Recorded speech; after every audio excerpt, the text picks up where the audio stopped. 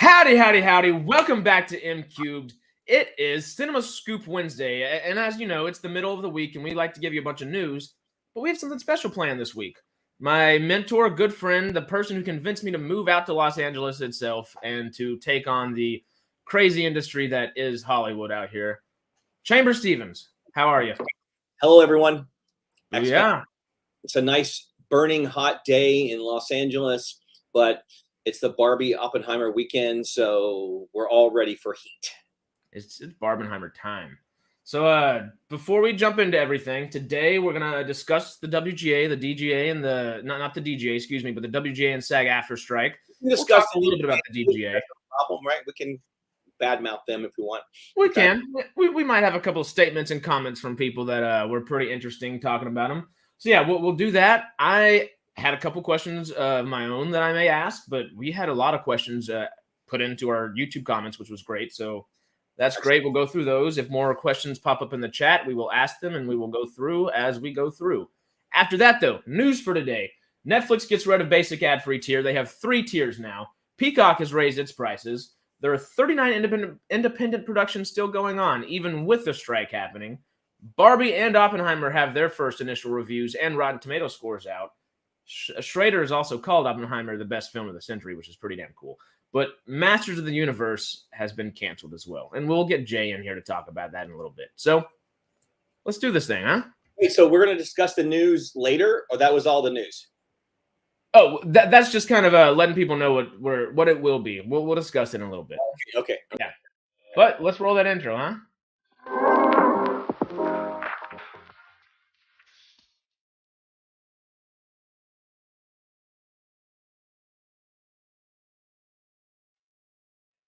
Do you like that? It's a little bit new of an addition, but I'm a fan of it so far. Good, and a good soundtrack too. Not too shabby. We have to change that though. Apparently, it's not copyright free. Howdy, by the way, David. David's one of our most frequent guys. He lives in, I don't remember exactly where, but it's in the UK. So he's always 8 hours behind us or 8 hours ahead of us, and he'll wake up at 5 a.m. for these streams sometimes. So thank you for that, David. And he told you it wasn't royalty free, that particular section. Oh yeah, it was labeled as royalty free, and then we of course put it on here. And every time I do it, I have to mute the song on YouTube afterwards. So we're fine, of course, for the stream, but I'll just have to mute it like in the video after the fact. But we are. I found supposedly another royalty free music soundtrack that's a little more Western based, and my country self. If I have the opportunity to put a little Western soundtrack behind something, I shall. So that's kind of the game plan. Excellent. Yeah. But you ready to hop into it? I guess the best way to get started is, do you want to just kind of introduce yourself, tell people about your career, what you've done, kind of I guess. Let's see. You want biography.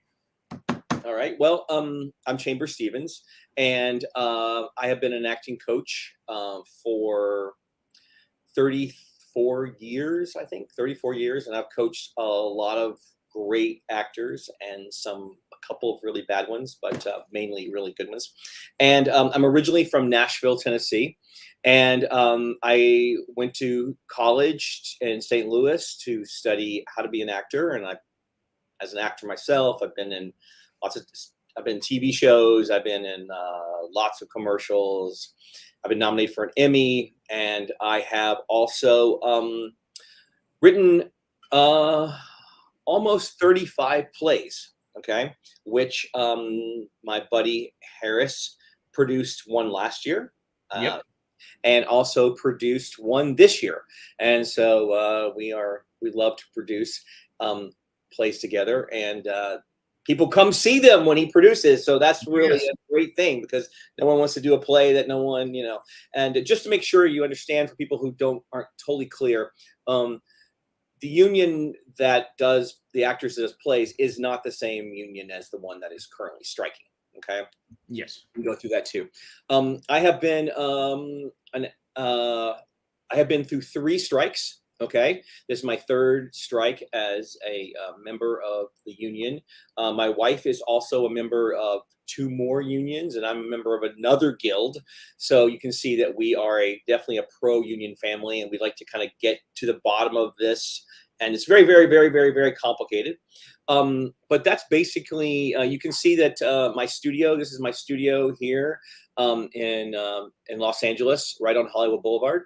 And there are no clients coming today because I knew I was going to be on Harris's live stream, and I love it's movie. What is it again? Movies, Money, and Mary Jane. Movies, Money, and Mary Jane. Okay. And we tend to focus on the movies, of course, at the moment.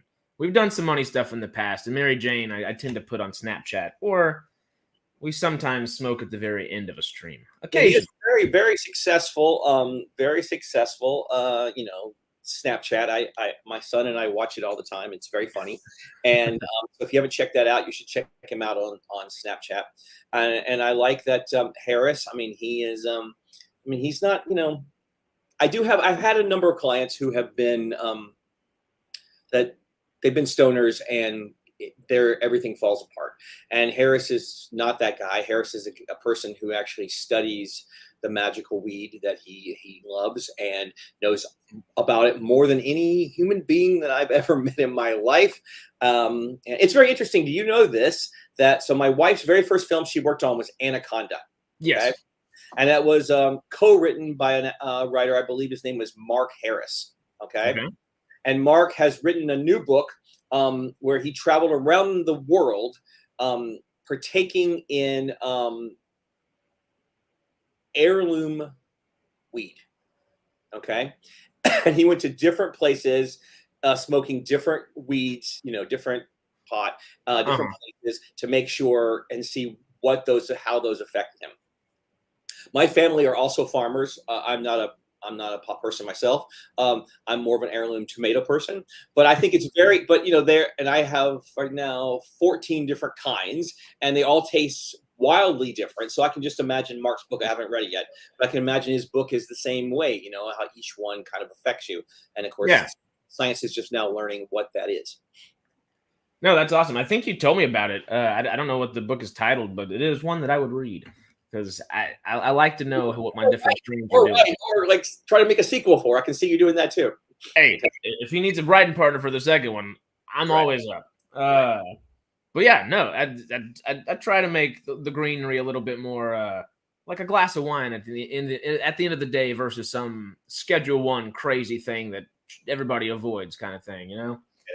Also, I'm author myself. I have 6 books in print. I have 10 more coming out in the next year. And also, I am about to become an audiobook publisher. And my first audiobook, you can see right there's a poster, Can't Hardly Date. It's going to be coming out next month.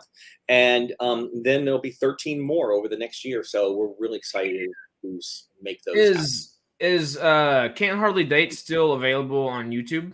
Or nope. No, just that once? Okay. We had a live stream of the show too. Okay, yeah, I was just double checking. So David says Anaconda with Ice Cube was great, fun, and a great cast. Let's talk about the premiere of that. Okay. Okay. So, I was at the premiere of Anaconda, and Ice Cube had never really been in a film before. Okay, and I got to go to the set at the Arboretum, and I got to actually be there at the day the giant snake came and tried to get them on when they're on the boat, and so it's hard for young people maybe to understand what it was like at this exact point, but I've read about it. And that is, they had the premiere, and, you know, Anaconda is not a thing that, you know, every critic wants to come. I mean, you know, people don't really realize that Anaconda made $16 million each weekend for 3 consecutive weekends. There are many, that was how many years ago? Almost 20 years ago? Yeah, that was 97 or 8, right? Movies today don't make 16 million each weekend. So no. It was a huge hit. So they had it at the same theater that, I forget what the theater is called, but it's the same theater that's in Once Upon a Time in Hollywood, okay, where Sharon Tate goes. Okay, they had that premiere there. And there is, on the bottom was all the stars and the producers and their friends. Okay. And on the top was a radio giveaway, okay? And this radio giveaway, they just said, you know, anybody wants to come see Anaconda, do it. So they did. And then, of course, when Ice Cube came in, you know, he wasn't a movie star in any way, shape, or form. He was a music star. Yeah. And the audience went crazy, okay? And then the lights went down and somebody yells, West Side in the house, okay? And you can imagine the whole upstairs just blew up, right? Uh-huh. And then there's silence. And one person says, East Side in the house. Oh, God. And they realized in that moment they did not check anyone for guns or knives, because back in the day that was a thing you didn't always do. Uh-huh. And so Ooh. Ice Cube, who wanted to be a movie star more than anything, he and his security people had to quickly leave. Hop out of there just as quickly as they got in. Ooh. Knew what was going to happen, right? Because Yeah. I think Especially when you have the Biggie Tupac thing, but I'm not quite sure on that. Okay. Yeah, that'd kind of be around the same time. That late 90s kind of deal. And you didn't mention a big, huge news thing yesterday. Huh? They had a warrant in Las Vegas for Tupac's, what they think person might have killed Tupac, shot Tupac. And they went to this person's house and searched their house after all these years. So that was in the paper yesterday. So I'm interested to see what that happens. I had no idea. I mean, was it Suge Knight or was it somebody different? I think this would be the actual shooter, but I'm not because I didn't reveal all the information. But they went to someone's house and yesterday, and they, after almost 20 years, right? Yeah, plus. Yeah, almost 30. I'm 25, and he probably passed away the year I was born, or the year after, or the year before, something like that. Just dang. Yeah, I had no idea. Obviously we all think it's Suge Knight, or that's always been like the prevailing theory or whatever. But if it's not now, the trigger man. Yep. Exactly. There's also, I know a lot of my clients tell me that they are, a lot of people, they tell me they think everyone thinks they know who did it. A certain person. I don't know who this person is. I don't want to say his name so I don't get sued, because I don't really love the man. But the police think they maybe finally solved the case. That's interesting. Yeah. I mean, talk about what's that statistic? It's like 80-90% of police cases or something, if they're not solved within that first 48, 72 hours, they never get solved. There's still some luck 30 years later, 25 years later. Actually, I think that will go way down, because there are so many moms that are starting their own true crime podcast, okay, who are solving. I mean, every time you turn on I guess the algorithm has learned that I like to. I'm not a true crime person, but I love stories about people who are solving true crimes. And LA Times is doing a big subscription about an actor who was killed, and they now have figured out who it was. And so, and it's these two moms who did it, and they started figuring it out. So a lot of moms are figuring it out. So go moms, solve all these murders. It's very exciting. Attaway, y'all are the real life Only Murders in the building. It's great. Have you watched Only Murders, by the way? I have, right. Okay. Give Pac 5 more years and we would have had a collaboration with Eminem. That would have been great. Hindsight, as they say. But shall we go ahead and dive into all the WGA and all the SAG-AFTRA talk and everything? Sure.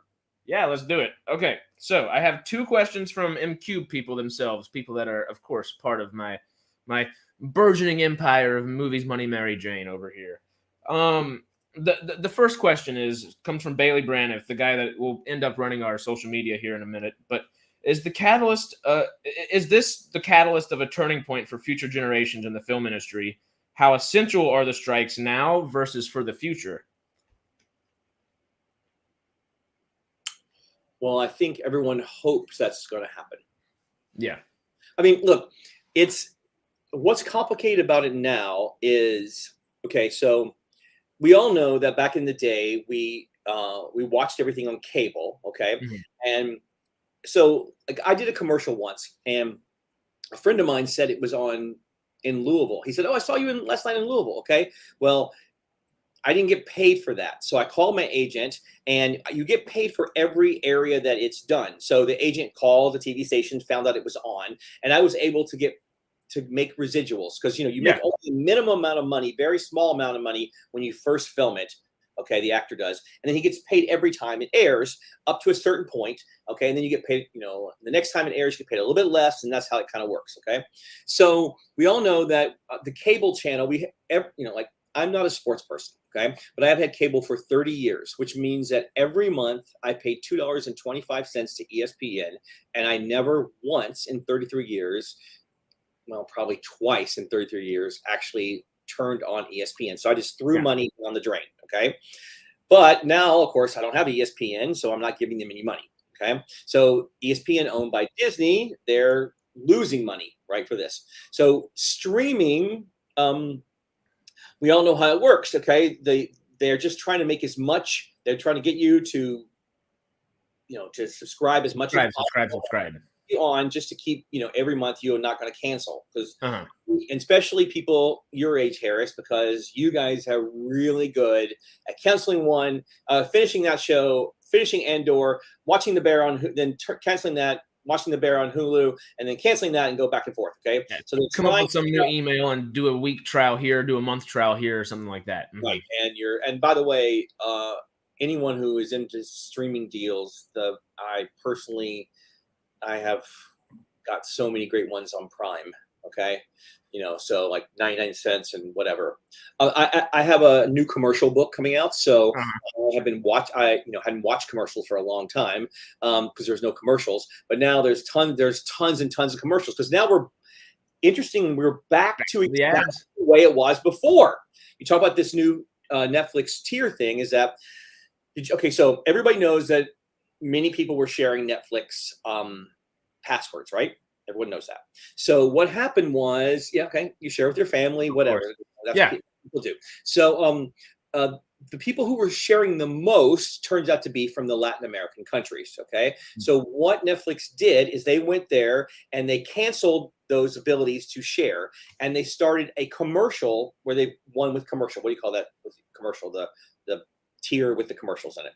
Okay. I think it's just basic tier. Ad supported. Ad tier.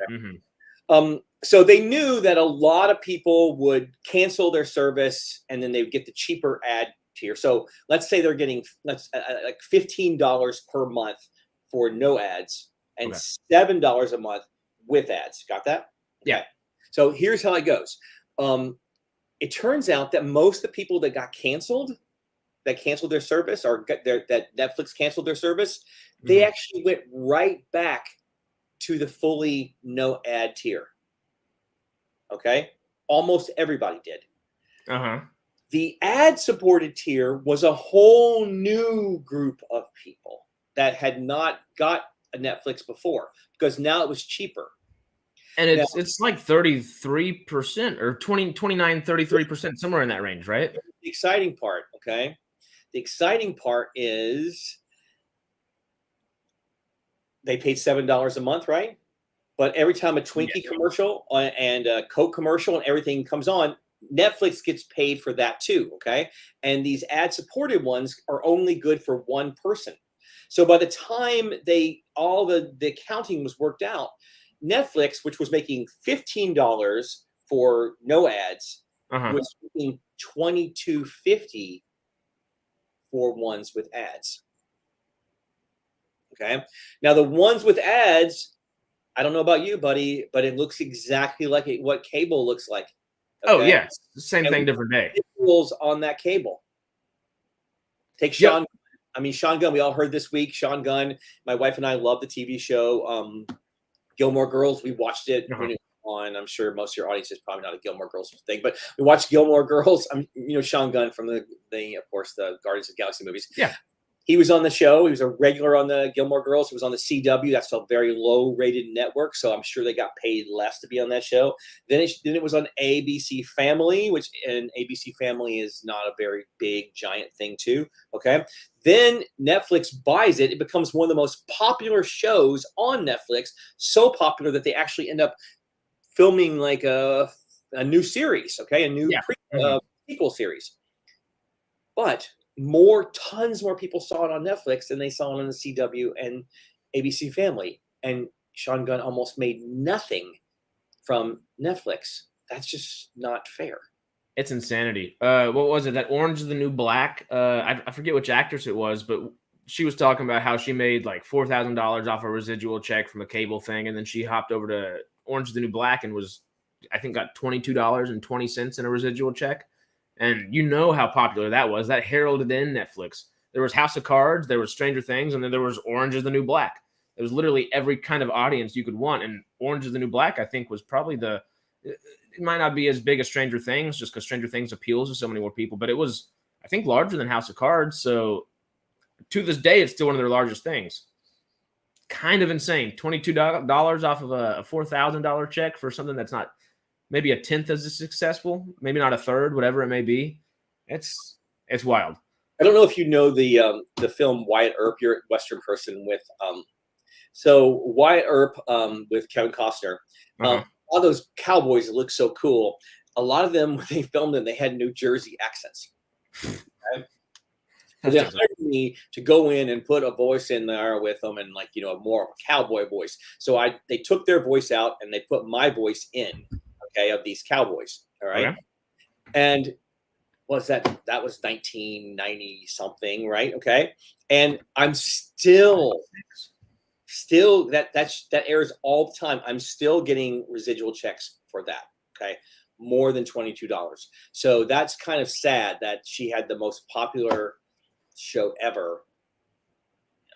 Heralded in, just saying heralded in for Netflix is one thing, but that Netflix changed the landscape of streaming and cable and the way we watch and process TV as an audience. Orange is the New Black is a heavy part of that. And $22, that's wild. That is wild.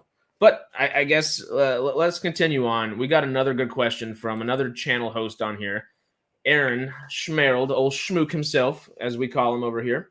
Who's in the right here, the studios or the actors and writers? Both sides have their valid arguments. Let's go with Aaron's. Aaron's got a question here, but it's just million. You see his question? Who's in the right here, the studios or the actors and writers? Both sides have their valid argument, but is it just millionaires fighting billionaires? That's the question. Okay, so that's a very good point. So this new model, okay, this thing that we're fighting for, it will not affect Robert Downey Jr. and Leonardo DiCaprio's and Tom Cruise's paycheck. Okay, unless they take a pay cut to make this all work. Okay, they're not the ones. They're not going to all of a sudden get a bigger piece of the puzzle. Okay, who's going to get a bigger piece of the puzzle is actors like me. Okay, who are the actors who are, you know, and also the millionaire idea. I mean, it's like who is becoming a millionaire? I mean, like, you know, it's surprising. I mean, yeah, of course, like the cast of Friends are becoming a millionaire, but you know, give me a new TV show, The Bear. Okay, The Bear is the most successful show right now, or Succession. None of those actors are paid $1 million to. In fact, they might even be paid. I would doubt they'd be paid $1 million for the entire run of the series. I think it's maybe Brian Cox. Okay, that's what I was thinking. Brian Cox may be the exception. So it's not the millionaires versus billionaires concept. I think it's a couple of things. Look, so a streaming service, we expect as soon as it's made, it's going to be our streaming service forever. Okay, that no longer happen. That news, we have to all just accept that, because if it stays on the streaming service with no transparency about who's actually watching it, then that means that Netflix and all the other companies have to pay some small residual, but still some residuals to the creators. Okay, if nobody's watching it, why are they paying that? Right now, if anybody has Sling, do you have Sling? You know what Sling is? I do. I know what it is, but I don't have it. It's like a different. We cancel our cable and we got Sling. And when you turn on Sling, there's hundreds of stations, and there's one whole station that shows nothing but Alf. I mean, yeah, I mean, great. So I think that this is the key, okay, is to have these stations, these shows that are ad supported, okay, and they can just be, you know, they can support all of it, okay, and if nobody watches it, I mean, maybe the actors have to take some kind of participation in that in some kind of way, okay, if 20,000 people watch out your Alf episode, then you get paid a certain amount of money. That would seem kind of fair, okay? Yeah, that makes sense. But yeah, I don't think it's a millionaire versus billionaires. That's not really, that question is not really fair. Yeah, no, because Aaron had a really good point on your. He just came up on that. I thought that was pretty interesting. yeah, because I mean that's just the easiest way to look at it from that general audience point of view. That just looking in at Hollywood and saying, "Oh, great, all the millionaires are now going at the people making the big bucks. The big bucks people are not happy, and they want the big bucks again." Which, yes, there may be a degree of that, but 99% of the people out there, they're you and I, they're Jesse Shanley, they're everybody else we know that are just working class actors that, hey, half of the people I just mentioned are baristas, literally. Well, when I lived in actually all the people you mentioned are baristas, I think. Yeah. When I lived in Nashville, Nashville's a country music place. Okay, so people would. I knew a lot of dads and moms who would write songs, and their songs would be on like a Garth Brooks album or something like that. Yeah, they would not be the hit single. Okay, they would just be a song on the album.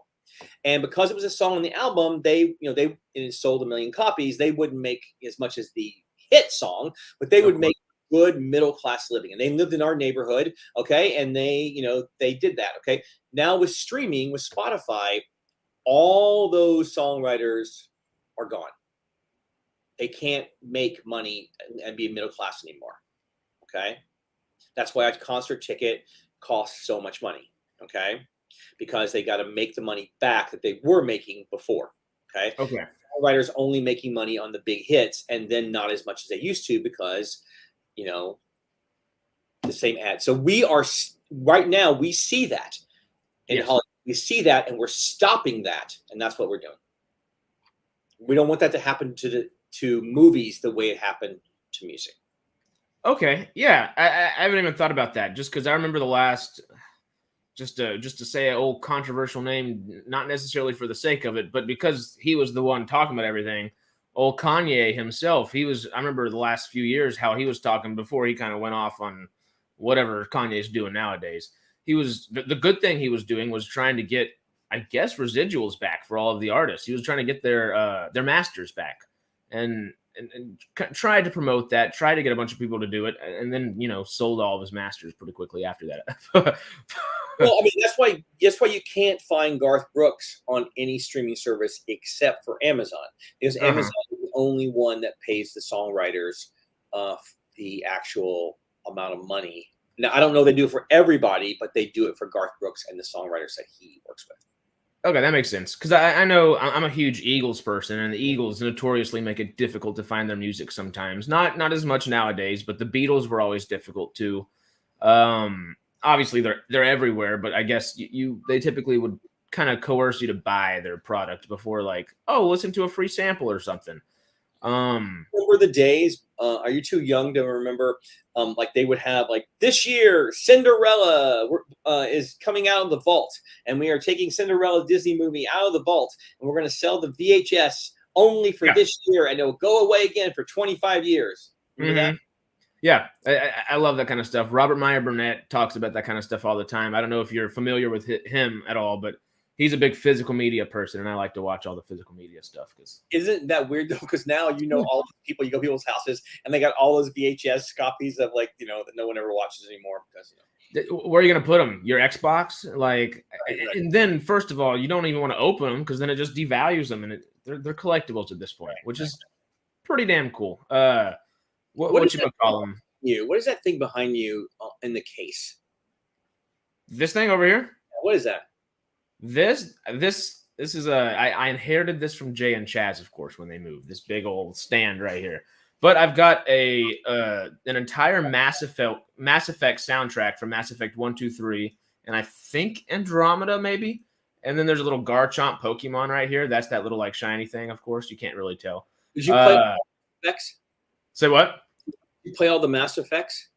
Oh, yeah. That's one of my favorite series ever. I think I would love to see it be translated into film or TV one day, but I would have to – I would be usually, you know me, I'm a happy, optimistic bastard. I like to just kind of be, all right, this is going to be good. And I'm usually optimistic about something until I see it, and it makes me not, With Mass Effect, that's one of those things where I'd be like, you do not touch that unless you have so much planned out, because I think it's It may be one of my favorite narratives ever. It might be in my top 2 or 3, and it's not one that ever comes to mind. You know, I have to think about it, and then I'm like, oh yeah, I do love it that much. But yeah, all the Mass Effects right here, their soundtracks, their scores, and all that. I haven't taken it out. It's for vinyl, so I haven't taken it out of the vinyl casing just yet. But the Mass Effect, the finale came out. Okay, my clients went to play at the same time, and they all were trying to get to that final thing and that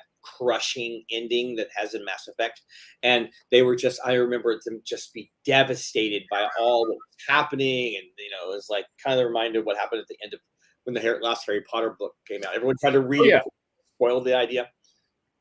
Oh, and it was, I remember how devastating it was. That was the first one that I bought, and then I played the first 2 as fast as I could because I was like, okay, this looks so good, and I've only heard good things. I have to kind of, you know, bridge the gap. Right. I love it. I've been meaning to play. They put out the Mass Effect Legendary Edition last year, which is all, I think, the first 3 games put together in one very large game. And I'm desperate to play it. They've edited a little bit, you know, kind of more for modern audiences, I guess. So fingers crossed it's good. I'm desperate to play it. I've got to carve out some time for that. No. It came out either late 2021 or early 2022. It's just called. Behind, you haven't been playing it. Well, I got this, I think, while I pre-ordered that. I'm pretty sure. I think that's the reason I got this. Or I signed up for this for something else. I don't even remember at this point. But what else down here? I got the little Avengers right there. You can't really see their little buttons. But there's Iron Man, there's Thor, there's... Oh, yeah, that's what that is. Okay, I see. Captain America and Hulk. And then this is a popcorn container with... it's nothing in it, but I got it for Top Gun Maverick whenever it came out. It's metal, and it's shaped like a whole kind of metal container, which is great. And down below that, I got some comics. I got sci-fi horror comics, and then I also have Stargate comics, which we're big Stargate people around these parts, so you know, we enjoy it. One of my clients is one of my very first big clients is he actually was in The Nanny, and he also played the little boy in Stargate, the film. That was his very first kind of thing he did. Remember that? The very first one, the boy, that kind of, they followed the story through him about the boy. The guy that Jack O'Neill, that Kurt Russell is really good friends with. It's been since a long time since I've seen it. Oh, well, yeah, watch out. You Stargate references around here. Where Dragon Age, is that the very first animated co-op game that was at is that Dragon Age? Is that the one you're talking about, David? I believe so. They're made by the same people that made Mass Effect. I think it's BioWare's. Yeah, BioWare has Mass Effect and Dragon Age. You had to have. They were never. It was not really great. The co-op was not really great. It was very hard to play that. You know, to play that. I remember of course, you know, I'd put a quarter in and then I'd die, and a quarter in and I'd die, and Skara was the name of that kid. At least the character's name. Thank you, Skara. I think maybe the same person. I think that's the one he might have played. Also, this is Matt. He's also one of the Side Trek folks. So if you want to come by, you've got the link, my friend. But yeah. Do you wanna dive back in and keep going with a little WGA, a little SAG talk? So okay. Speaking of Matt over here, he's one of my British cohorts, as I have a couple. And the UK is currently still having a few things film, like Dune Sisterhood is filming, Hot D, House of the Dragon still filming. Different union there. And so they are actually filming under a different union contract than the House of Dragons is one I know that is filming in that way. Mm-hmm. I'm sure Rings of Power is going to continue filming soon too, because they're all UK based instead of New Zealand based now. But do you think it's okay that they're doing that? Not necessarily standing in solidarity. They are saying they're in solidarity, of course, vocally. Of course, it's okay. They belong to a separate union, okay, and their union has agreed that their contract is valid. And so if their union has agreed, then we have no right over here to try to judge what they are doing over there. Okay. Agreed.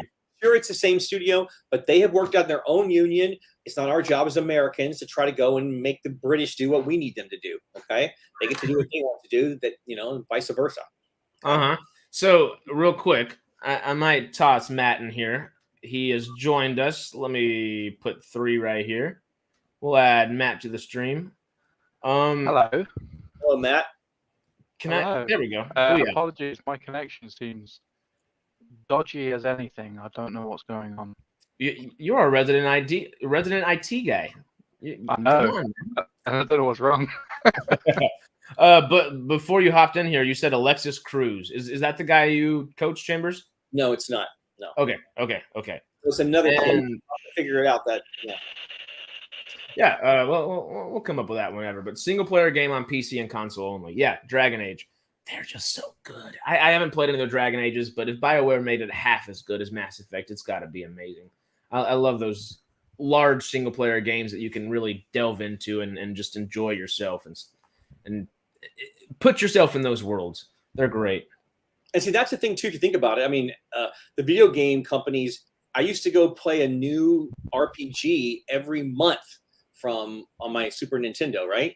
But now you only get a good video game only comes out every 5 months, maybe now. Yeah, which is kind of funky. You think it'd come out more often, or there might be something on a different console that might be good, and now you're just kind of waiting. I don't play video games nearly as much as I did 5 years ago, 10 years ago, which is my childhood, of course. But like that's when you play games a bunch. And now I'm waiting for Starfield. I think the last thing I was excited for was Star Wars, which if you ever want to talk a little Star Wars, I know you're going through Clone Wars the first time. We've got a couple Clone Wars lovers in the comments. So you want to... What's the sequel to Fallen? What's the sequel to Fallen Order? Fallen Order? Is Fallen Order the sequel? No, Fallen Order is the first one, and then it's just Survivors the second. Yeah, so my son is downstairs currently playing Survivor, so he's screaming and yelling. Good. Also, Matt used the words dodgy, and I don't think we use the word dodgy enough in America. Okay, I think we should use that more. We should. We really should. People here, and we need to start using that word. It's a very good description.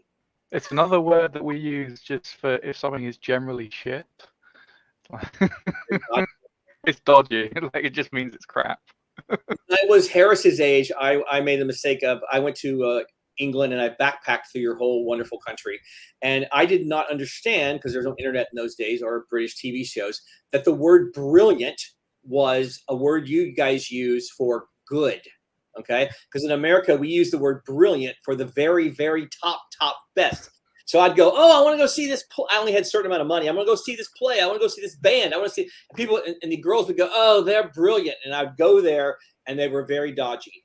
Okay. And then I would so much money. And I'm like, I don't understand. Everyone, how come I'm not getting it? And then I finally realized that brilliant means good and not what we Americans say is brilliant. Yeah, we don't use the words that we invented the right way. So what do you... we take the words and we're like, well, they could mean this, but no, they're going to mean that. The best thing about the British language is our use for turning anything into you are drunk. So you are trolleyed, you are hammered, I can't remember what the word is, like a verb or a noun, whatever it is. You use a particular word and it just describes you being drunk. It's hilarious. I watch pretty much all the new British TV shows one time. Okay, and every one of them is about someone getting drunk. Okay, like everyone it's the British pastime. That's what we do. That's like your main thing. Is like and I'm gonna get drunk. Okay, so I understand that. And just thinking about this question because y'all are neighbors, and obviously the Irish are known for drinking a lot. Do the Brits have anything on the Irish folk drinking wise?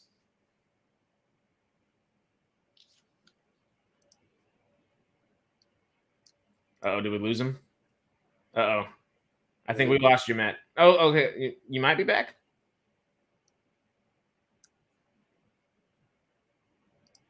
No, I think he's gone. I think we lost him. All right, well, we will continue on. We will figure out the levels of drunkenness between Ireland and the UK another day. Or in a couple minutes, whenever internet's fixed. Either or.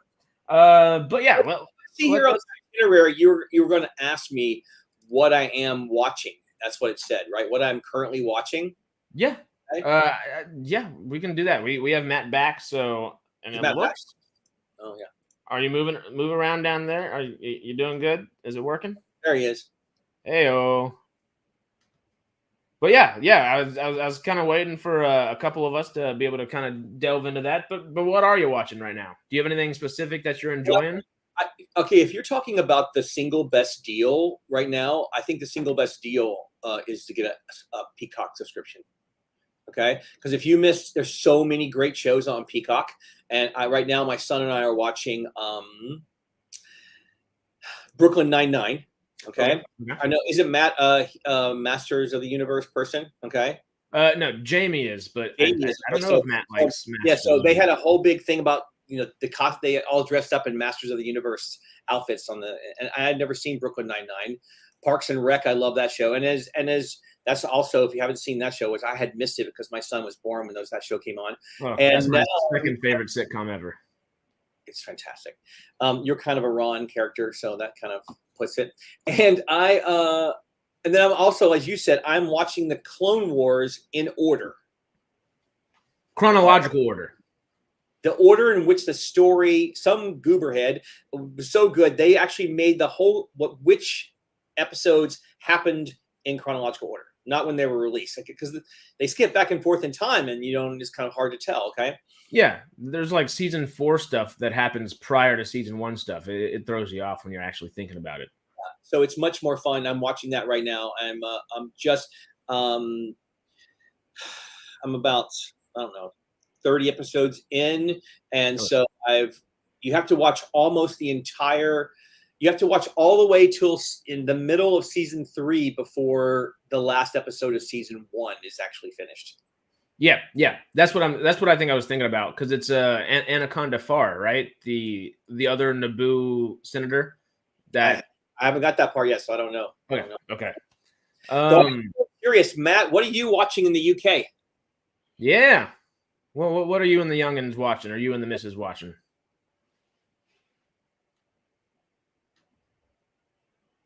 Uh-oh.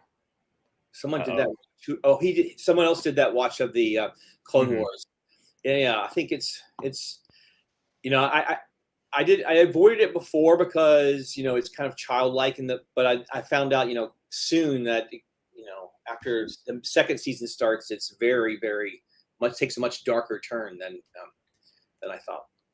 Limbs falling down, heads falling down, things just going awry. Generally, all the time. It's great. It's great. He's kind of a joke until he's not. The what? Grievous is a joke, Grievous? And then he's not.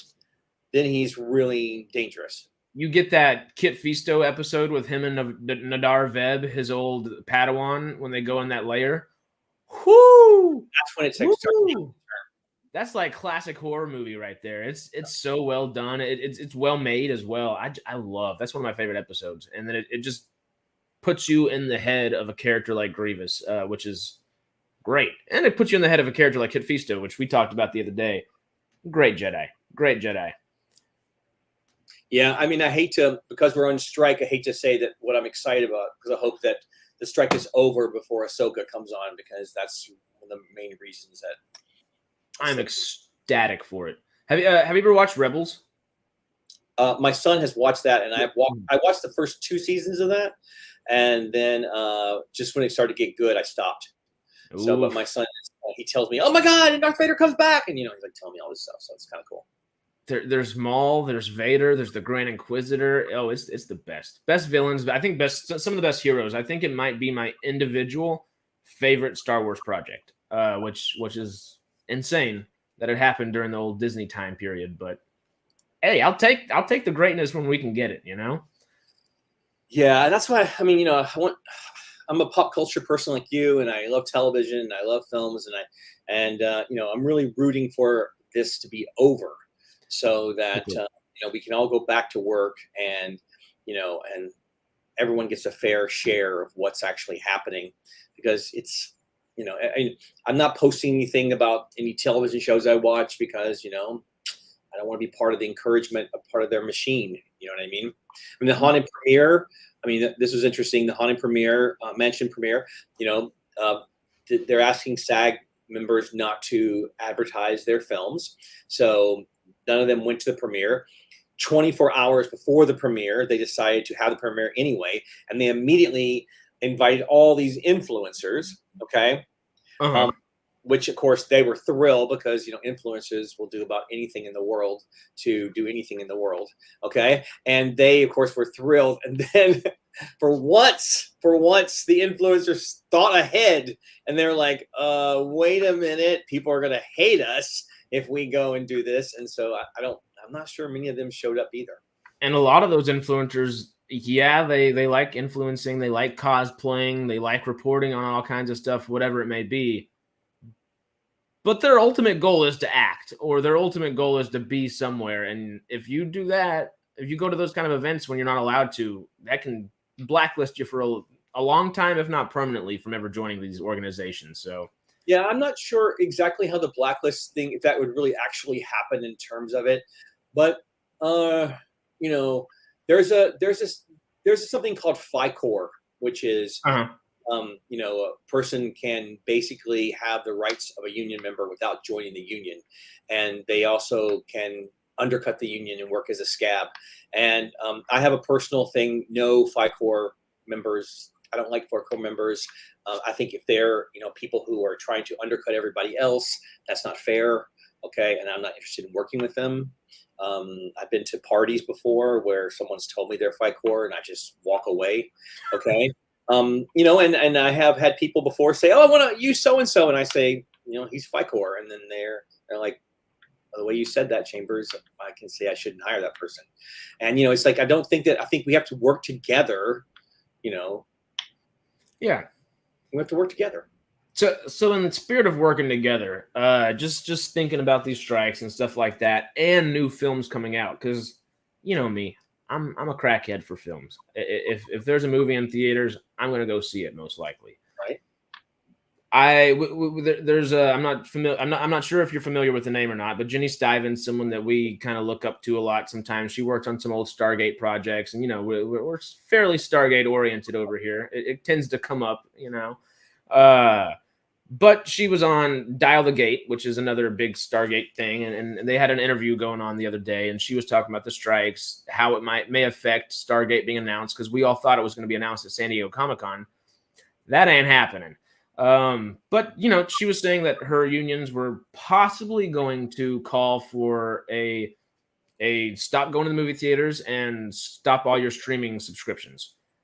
I don't necessarily think that's a good idea. I can understand the streaming subscriptions. I don't like the movie theater idea because you want to talk about residuals, it's one of those things where some of these actors get money from the movie theater. And those are the actors that are... I don't think we're going to get there.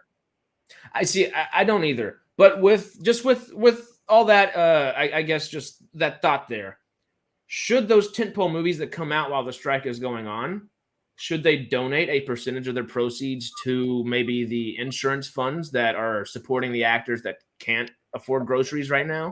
The people that have those movies, the big tentpole, they're the ones we're striking against. Okay, yeah. So they don't donate anything. Okay, and Tom Cruise, Mission Impossible, which I thought would be the single biggest movie of the year, didn't do so well the first weekend. Shockingly. It's still a great movie, but I'll tell you exactly why it didn't do well. Huh. It's because the audience does not want to be Duned. Okay? All right? So that part one? Yeah, I was really busy. Last year in September too. So I missed that Dune was a two-parter. Okay? I missed that. Okay, I had, at that point of the year, we have to watch a lot of films to vote on them. Okay, and we get a lot of screeners. So I was watching all the art movies, and I missed that Dune. So when I went to see Dune, and it did not end. You were like, "What the hell is this?" Coming out next year, but the next year I had been Duned. Okay, and then you tell me that Fast and the Furious, which also didn't do that very well. Okay, that was also one, and they haven't even started shooting part 2. Then when you say Mission Impossible Part 1, well, it's like what? I think it hurt a lot. Yeah, that's my theory. Okay, But Okay. I'm also going to disagree with myself. Okay. The devil's advocate for yourself. I love it. Because we have to talk about the best movie of the year, Spider-Verse, which also does exactly the same thing. I knew it. Now, I am one of the rare people who only kind of liked. I read the comics. I read comics religiously. I read a lot of comics. I read 30 comics a month. Okay, and I liked the first movie. I liked it, but I did not go as crazy as everyone else. So I was not really excited to see the second one. I was blown away by the second one. Now, and even though it didn't end, it had a very good ending. Yes, Chillin' in the Basement agrees. Across the Universe nailed it. It was mind-blowingly fantastic. I mean, I still really the only thing that makes me feel like it's a part one is the fact that just that ending, just the way it ends, I guess, with Miles being in the don't tell predicament. Yeah, right. Miles in his predicament is all. Yeah, that's right. Right. You know, I mean, because thinking about it after the fact, hindsight's 2020. It really does kind of feel like a part one when you look back at it, but while you're in it, it doesn't feel like a part one, which I think Mission Impossible accomplishes as well. But I also feel like that part one, because I mean, did you go see Across the Spider-Verse in the theater? I did. Oh, so you know that feeling. You could look to your left, you could look to your right after that movie, and everybody was like, why the hell is this not continuing? I would sit here for another 3 hours right now. Like, please just press play, And of course they can't. And we're going to probably have to wait another 2 or 3 years even for that. And not that one that they were thinking. But I think that feeling alone may have kind of put a hamper on Mission Impossible, because Across the Spider-Verse, is it the biggest movie of this year, technically? I think Mario is. Mario. Okay, Mario's bigger. And then that's number 2. Okay. And I know Avatar: The Way of Water's. Say that I think the first 15 minutes of it's very hard for me. If a movie goes wrong, I have a hard time getting back to it. I spent the first 15 minutes running in and out of the theater at AMC complaining about the sound. Okay. Because the sound was so bad and I couldn't believe it. And then of course you knew the next week, I made a mistake of going the first week, and you knew the next week Sony re-released the movie with a different mix of the first 15 minutes because it was so hard to hear. You could barely hear what they were saying and the scenes. I went from theater to theater to try to see if it, and see what was going on. And so the other theaters didn't seem to have that problem, because once I'd go to the other theater, they were having, it was already in the middle of the movie, And so, I mean, really, because I mean, I can't stand to watch a movie that, if you go to watch a movie, they should have it just perfect. The sound should be just perfect. And what is that theater called at AMC? Is it called the Dolby Theater? That's the one they have, the black one? Yes, AMC's Dolby. Have you seen many movies in that? Dolby's the one thing. I think I used to live right up next to the Chinese theater, of course, and they have that great Dolby there. I think that's the only Dolby I've ever seen. I don't know if another theater close to me. The subscription and going to the Dolby Theater is a first class experience. It is a great experience. I wonder if my Movie Pass will work for that. Have you seen that Movie Pass has come back, and it's right. Looks pretty good. I haven't really used it yet. I've paid for 1 month and I haven't used it because I use my Regal and my Cinemark memberships way more often, I guess. But I'm glad it's back, and hopefully that, because I know they'll let you go on IMAX and stuff like that. So hopefully, fingers crossed there. Have you ever gone to the Chinese theater and saw something in 4D with a deep box? Not in Chinese theater, but I go in 4DX all the time. That's one of my favorite ways to see a movie. Where it feels like you're literally in like a theme park ride in a way. I saw one of the Harry Potters like that, because do you know the Harry Potters? They like I think like 4 or 5. They had the whole first section was in IMAX. So the whole theater, the whole stage is like, the whole screen is filled. Okay. And you watch the first scene, and then all of a sudden it goes back to the letterbox. Okay. Same with Dark Knight. Did you know the big scene where he blows up the hospital behind?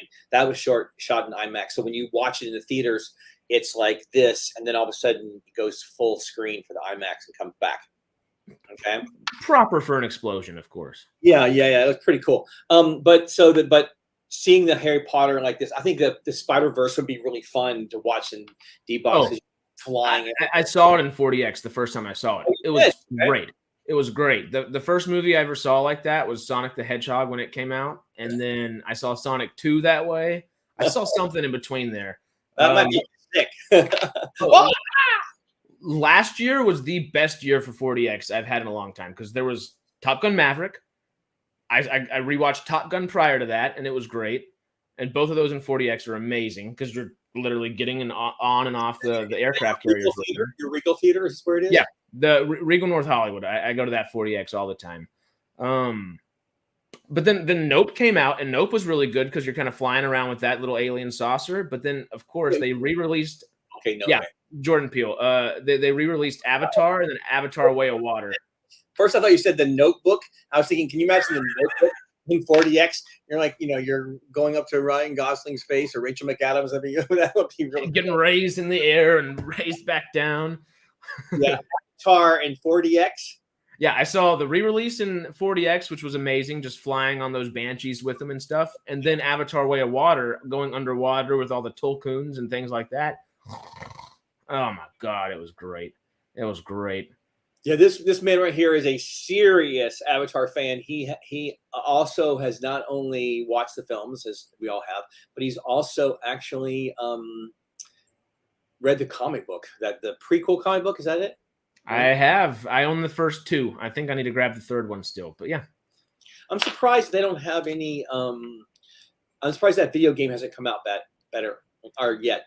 For the Avatar. There was supposedly a really good video game that came out after the original one. I never played it, but I know people that remember it fondly. But the new one that's coming out looks amazing. The scale and scope of it just looks insane, and I just want to travel all of Pandora. It's hard with video games. I mean, because we've spent a lot of money in my family recently. I mean, on games that just didn't turn out the way, like, the Teen Titans one, like a lot of the ones we thought were going to be fantastic, just didn't really work. They're not as exciting as we thought. I think the one thing that's happening at Comic-Con is the new Star Wars Spider-Man video game, Spider-Man 2. Is that right? Video game. It would have to be, I think, either the second or the third, because they have two new. No, because the other one I'm thinking of is the new Miles Morales game, I guess. I haven't played those because I don't have PlayStations, but they're supposed to be amazing. Yeah, they are. We love them. We love them a lot. All right. Well, David was talking about Lord of the Rings 20 years ago. It didn't it being different parts didn't stop people going to see Lord of the Rings when it was in theaters. I still think that's a little different because there are 3 books and people know that. That was almost an IP before IP was a thing. Before we thought of IP as an IP, So I'm pretty sure that was kind of in people's heads to. But he's right. I mean, that is, like I said, my theory does not hold all water because because I'm the Spider-Man thing. But yeah, and I was there opening weekend for Return of the Jedi. Not Return of the Jedi. What's the second movie called? Empire Strikes Back. Empire Strikes Back, and the audience when Han Solo is captured and the movie ends almost was a riot. There was almost people were screaming and yelling. It was crazy, and so yeah, I remember those days. So would it have felt better for you even if Dune is split into 2 if they filmed it at once and released them maybe 4, 5, 6 months apart? Well, I know that they can't always film at the same time because they're using the money to make the second part on the money making the first part. I mean, there are so many kids' books that we read, The Golden Compass and books like that we thought were going to be 3 parts and never were because, so that it doesn't make sense anymore. And plus, Dune has been a bomb before, so that so it was twice technically, right? I don't Because know the if miniseries wasn't technically successful at the time, right? I can't tell you about that. Whether it's hard to know in those days what would be successful on the Science Fiction Network. Mm-hmm. Might have been the most successful show on the Science Fiction Network. Whether it was Yeah. right. And as much as I have a little love for David Lynch's Dune, it's not Denis Villeneuve going at it, you know? David Lynch is amazing, but it was a lot to bite off back then. What's your favorite David Lynch movie? I don't know if I can even answer that off the top of my head. I'd have to think about it. It might be Dune, honestly, just because I'm just such a sci-fi nerd, and I love sci-fi so much. I think that's the one I remember most fondly.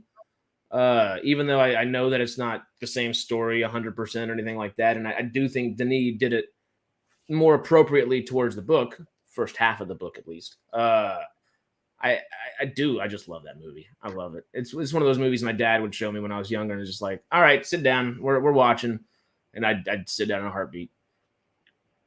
Do you have a favorite Lynch? I love the TV series Twin Peaks a lot. Okay, and when the first time I saw Blue Velvet, it blew my mind. But I also just really love that movie, The Straight Story, where the person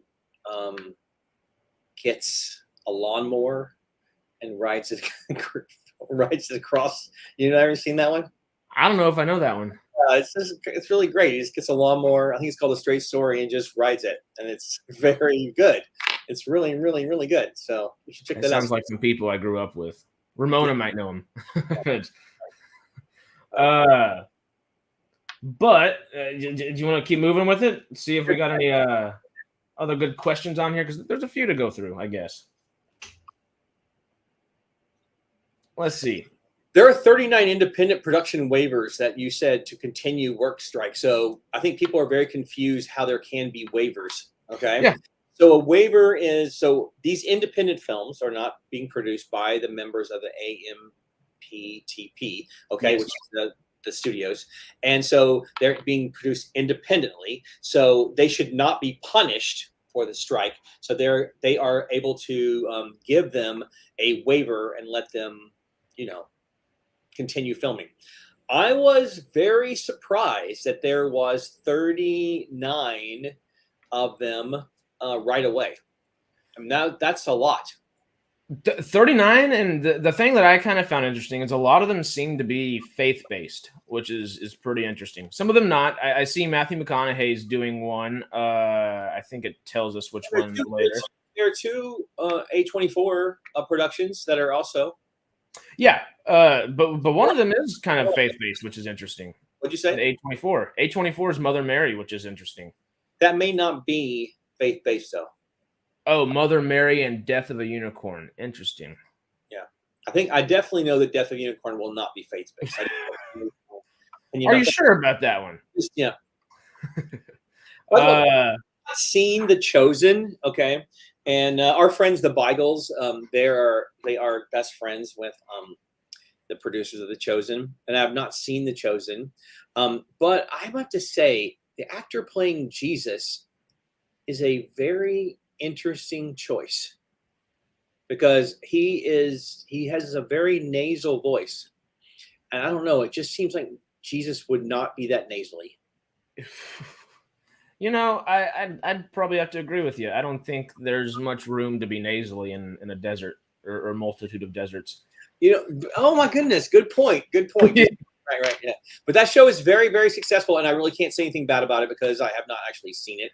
Well, look, see, Dust Bunny with Sigourney Weaver and Mads is going to be on.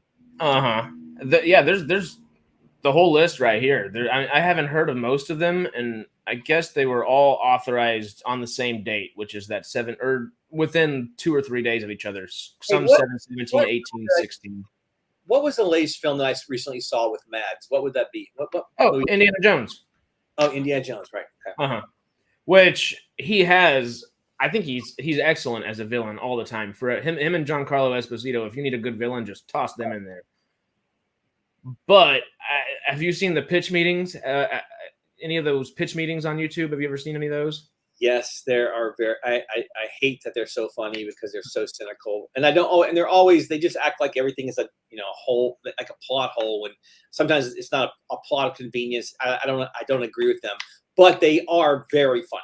Oh, they crack me up. As someone like my goal is like if I get to do filmmaking the way I want to one day, my biggest goal I think is to make it where my pitch meetings aren't that bad. Like that's like my ultimatum right there. But he did one on Indiana Jones, and your new short that you've written, it would be very hard to make a pitch meeting on that one. Okay, it would be very hard to make a pitch meeting on that one, but I'm sure he could find a way. That guy is just good enough. You know what this word AMZIA is that Matthew McConaughey is in? What does that mean? What is it? Rivals of Mzia King. Yeah, let's see what that means. I think it's a name. We'll copy and we'll paste it into here, and I'll share this tab. It's a crime thriller.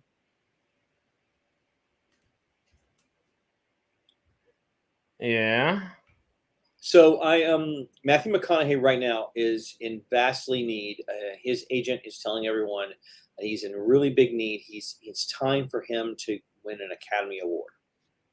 And he's telling everyone that he wants to do only projects in which that is a possibility. Really? Mm-hmm. So he won for Dallas Buyers Club, right? Yeah. Okay, so he's chasing number 2. He wants to get another one. So rightfully so, because he hasn't done that much work. He's done plenty of work, but he hasn't done like too many big projects, I guess, recently. Last thing I can remember him as was in Harmony Korine's Beach Bum, and he played Moondog in there. And, I like Harmony Korine. Don't love him, but I like Harmony Korine's films.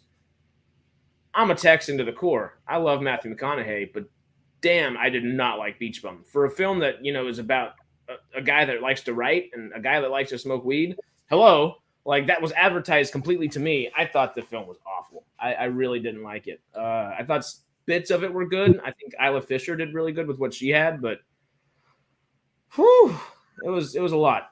So what was his biggest film with his teenagers? What was that film that biggest film he made with the teenagers? Interstellar? No, not Matthew McConaughey, the filmmaker you're talking about. Oh, Harmony Korine. Project X, right? Is it Project X or something like that? I think it's Project X. Anyway, he I remember when that. I mean, I think, but part of his aesthetic, as if he was Wes Anderson, is to be kind of messy. Right? I mean, that's the whole thing. It's like he wants to be messy, right? So I mean, it looks like if there he is, there's our guy. Yeah, and he's moving a little more natural. I had no idea you put me back in. I'm still trying to sort stuff out. Surprise! That you came in here just a little dazed and confused, Just a little. I wasn't even looking at this tab. I'm looking at something completely different. Surprise! But I just saw you moving around, and like it didn't look like it was all laggy, so I was like, toss him back in real quick. Yeah, I'm using mobile data because apparently my ISP is having issues, which is good. Damn Russians bombing Ukraine and affecting your. They're taking out your wires. Putin taking out my internet. Yes. Yes. So what do you watch on television? What British shows are you watching, Matt? Back to you. British shows. I'm not watching anything current at the moment. All I'm watching is Walking Dead. I've got Manifest on the go. But we're mostly watching Walking Dead at the moment. Yeah, there's a lot that we want to watch. There's the Full Monty that we want to watch. I need to watch that. Because we love that film. It's fantastic film. Robert Carlyle was in it. Yeah, I watched the first episode, and it's weird seeing those actors so much older than they were before. And of course it has nothing to do with stripping, so it was a little different than I thought it was going to be. But the movie is fantastic. Did you watch your game show? Everyone in your country watch Traders? No, I didn't watch that. I heard that was fantastic. We blew it in America. You had regular people in your show. We actually used reality show people in our show, so it didn't do as well. But yeah, it looks really great in your show. You play that game Traitor when you were in high school where you have to wink at someone. And Harris, did you ever play that game? I didn't, but David, our buddy in the UK, did. Did you watch that show, David, in the UK? Did you watch that show? I'm going to quickly have a look and see what show this is, because I think I've heard of it. It's like everyone had to kill everyone, and you didn't know who was the traitor. I think isn't that what it was called? Yeah, and people said it was really, really fantastic. That's pretty cool. That almost sounds like Werewolf or Among Us or something like that, like one of those games. Is it against the rules of this channel to talk about anime? Is anybody watching Demon Slayer? Oh no, talk all day. I'm not. I'm not watching it. No. That's a show. I don't watch anime too much. I watch old anime like Yu-Gi-Oh and Pokemon. That's about it. There you go. Do you have any kids, Matt? I do. I've got 2. Well, how old are they? 8 and 5. Okay, so they're not. So you got like 2 or 3 more years before they go anime absolute bonkers, right? I have a 15-year-old, and he is One Piece. He cannot wait for One Piece, the new Netflix series, to come out. He talks about it nonstop. He talks about Demon Slayer, Chainsaw Man, One Punch Man, all those like crazy. Right. Those are great. One Piece is one of those shows I wanted to watch back in the day, and then realized, it's older than me. So there's like so much content to watch. It's so daunting. A really good way to get a divorce, because it's 1,000 episodes. So if you started doing that, you would basically have to quit your job and do everything but the 1,000 episodes, and you would never do anything else. So I don't recommend doing a deep dive on that one. Just wait till the 10 episode series comes out next month. I don't have time to watch like the shows that are out now, let alone 30-plus-year-old shows. It's difficult. Have y'all watched Attack on Titan at all? Yeah, that one is very, very dark. I mean, I love it. You do it. I mean, the first episode, the Titan takes the mom and squashes their brains out. It's a little bit. I was like, okay, I don't know if this will be for me or not. That was within the first 3 minutes. That was just like, wow, this is going to be really dark, right? Oh yeah, and that's nothing too, which is the scary part. That's just literally breaking the ice for that series, which is just insanity. But I think it's really well done. I'm really excited for the ending of it. I think they're doing a second TV movie technically, and they're going to end the series in September. Sorry, I've just realized what Traitors is. I've seen bits of this. I like it. It's good. Yeah. David watched all three shows. Is that Traitors? All 3 shows? The UK, US, Australia. I heard the Australian was the best. What do you say, David? Is that true? Do you agree? Who wins, UK or Australia? The motherland or the penal colony? Yeah, I hear that the Australians they take whatever British shows are and they make them go even like on acid. They make them go even better or wilder. So. Does Australia have their version of The Office? Do you know? Because I know there's so many different versions of The Office. I think they would, but if they can't do it better, who knows? They might not. Wait, there's more than 2 versions. Oh, there's literally 18 different versions. And the weird thing is they're just different countries' versions of The Office.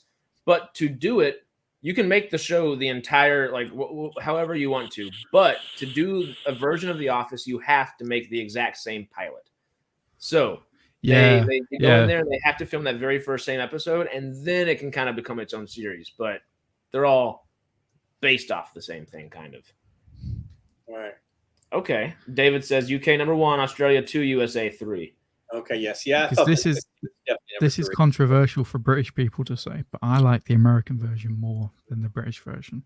Of what? The Office. Yeah. Okay. I love Stephen Merchant and Ricky Gervais.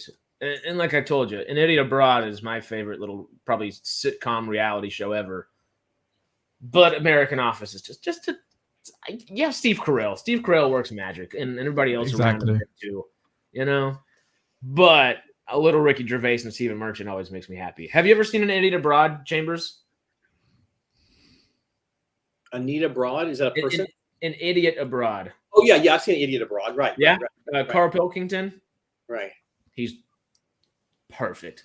He's just the perfect dude. Just to We were toss it talking in. about him not long back, weren't we? And I was saying I can't tell whether or not he's genuinely like that or if that's a character. And if it's a character, it's bloody brilliant. I mean, it's got to be a little bit exacerbated, but that's also just kind of got to be him at this point. There's to hold that for as long as he has. I don't know.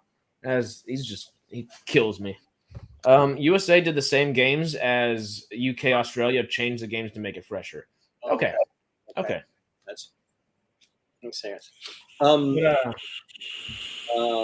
Dairy Girls. That's one of my favorite shows from your country. Well, Ireland is not your country. Ireland. Dairy Girls, I guess. Did you watch Friday Night Dinner? Did you watch that show? Love Friday Night Dinner. Oh my gosh, yeah! If you got you Americans, I think we have it on Hulu. Friday Night Dinner only takes place in their house, one house, and they're eating dinner. And it sounds terrible, but it's so great. It went on for 6 seasons until the dad finally died. Okay, and it is so hilarious. You need to check that one out. Yeah, my favorite character is Jim from Friday Night Dinner. He's the neighbor. He's the weird neighbor, and he's obviously got some sort of disability or whatever, but he's hilarious. He just comes up to the window and he goes, "Hello." And he's in love with the mom, and that is his best. The dad too. "Hello, Jackie. Ooh, something smells nice." Really it sounds stupid. It is stupid, but it's hilarious. Okay, I have a question here there is one more show. Now, I know this is very controversial, and it could be really stupid, and I know it is very stupid, but this person who's in it, he has got to have some of the greatest comic ability I've ever seen in my life. What do people in England think of Mrs. Brown's Boys? Ooh, that's a controversial subject, really. He's kind of like the Tyler Perry of his. A lot of people like it. I'm not a fan. I think it's a bit. It takes slapstick to a whole new level. Oh, a whole new level. I can see why it did well in the first few seasons, but I think it went on a little bit too long. Harris, the show is so the guy writes a book, okay, and about his parents, and Angelina Jolie plays him. Oh, David can't stand it. Okay, Angelina Jolie plays him. Okay, and then plays the mom. Okay, and then all of a sudden the movie's over and he doesn't make any more money, so he decides to actually make a play version, but this time he's going to play the mom. Okay, and he plays the mom. Ireland ends up making a single camera TV show of it, and it's successful in Ireland. And then when it's final, and then he starts touring this live version of it around the UK and around Ireland and around Australia, and it becomes so popular. The BBC decides to make a multi-camera version of it.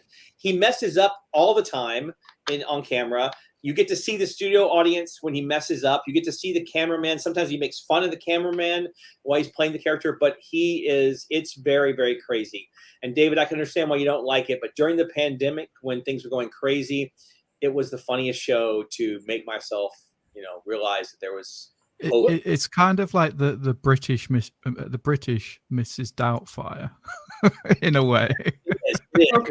Right. It's a man who is playing an old lady. Okay. Yeah. It took me like halfway through that to actually realize that, these are all different things that have happened. I thought you were saying all of that was part of one show, or and that was like the pilot. That's what led to the show being made. That makes more sense. So he has 2 hit shows. Okay, one in Ireland, and we're talking. It often is the #1 show every year. He stopped doing them now. He's just doing specials now, but it's very, very, very popular, and people hate it or they love it. Yeah, David and Matt hate it. I think it's popular with older people. I'm not sure. I think I'm right in saying most of the younger generation, my generation, probably would say it's shit. Right. I'm, as I say, I'm not a fan of it, but I've seen a few episodes and it's all It's also right. very dirty too. It's very dirty, and so it's very, that kind of white check. Okay. Yeah. We'll have to see if Jamie likes it. If Jamie pops on. Is there any British show that you think we should be watching that we're not watching? That's a comedy. Oh, I was about to say, I know his answer. It's going to be Doctor Who, but now that you said comedy, we'll see what he says. We're all Americans love Doctor Who. We do. My son has his whole bedroom is decorated in Doctor Who. Okay, and he has this big bookcase that's the TARDIS, and you open it up like this. Oh, there you go. Look, it's that TARDIS, and it's all his bookshelves in there. Okay, and then we have the whole back wall is the inside of the TARDIS. So when you sit there, it looks like he is. When he wakes up in the morning, he's inside of the TARDIS. I'd love to wake up in that room. There you go. Do you have high hopes for reboot? Yeah. So I don't know if reboot's the right word or not, but it's not. Yeah, it's not really a reboot. It's just it's under continuation old management. It's under old management again. So Russell T Davies is coming back to play to showrun. So it does give me kind of high hopes for it because his era was arguably the best era that we've ever had. Stephen Moffat's was all right. I quite enjoyed a lot of his. So the Chibnall era. Russell T Davies start.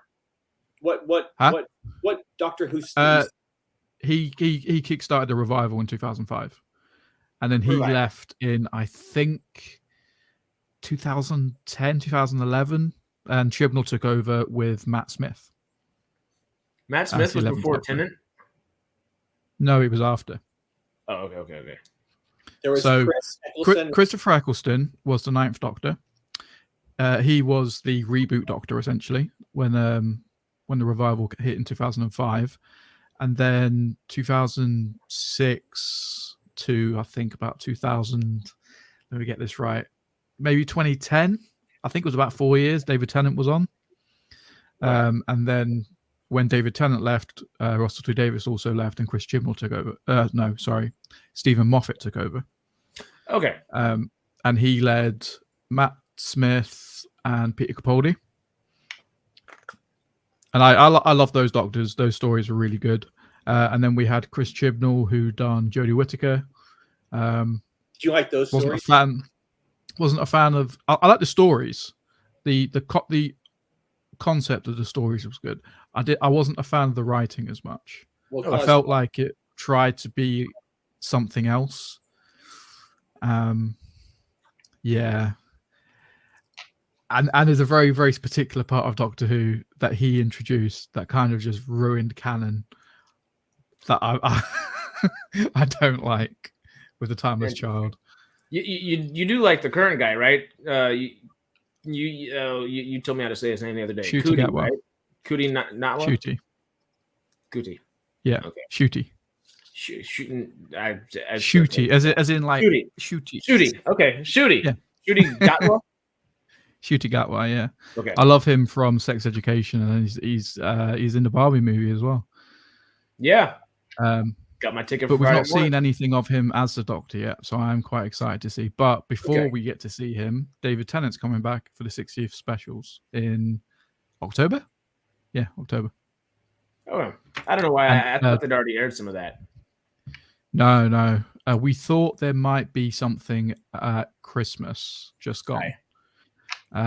We thought maybe they would like space out a little bit. So we thought there'd be a Christmas episode and then one in October and then a New Year's one towards the end. But it seems like they're just going to do them all in October, which is fine, I guess.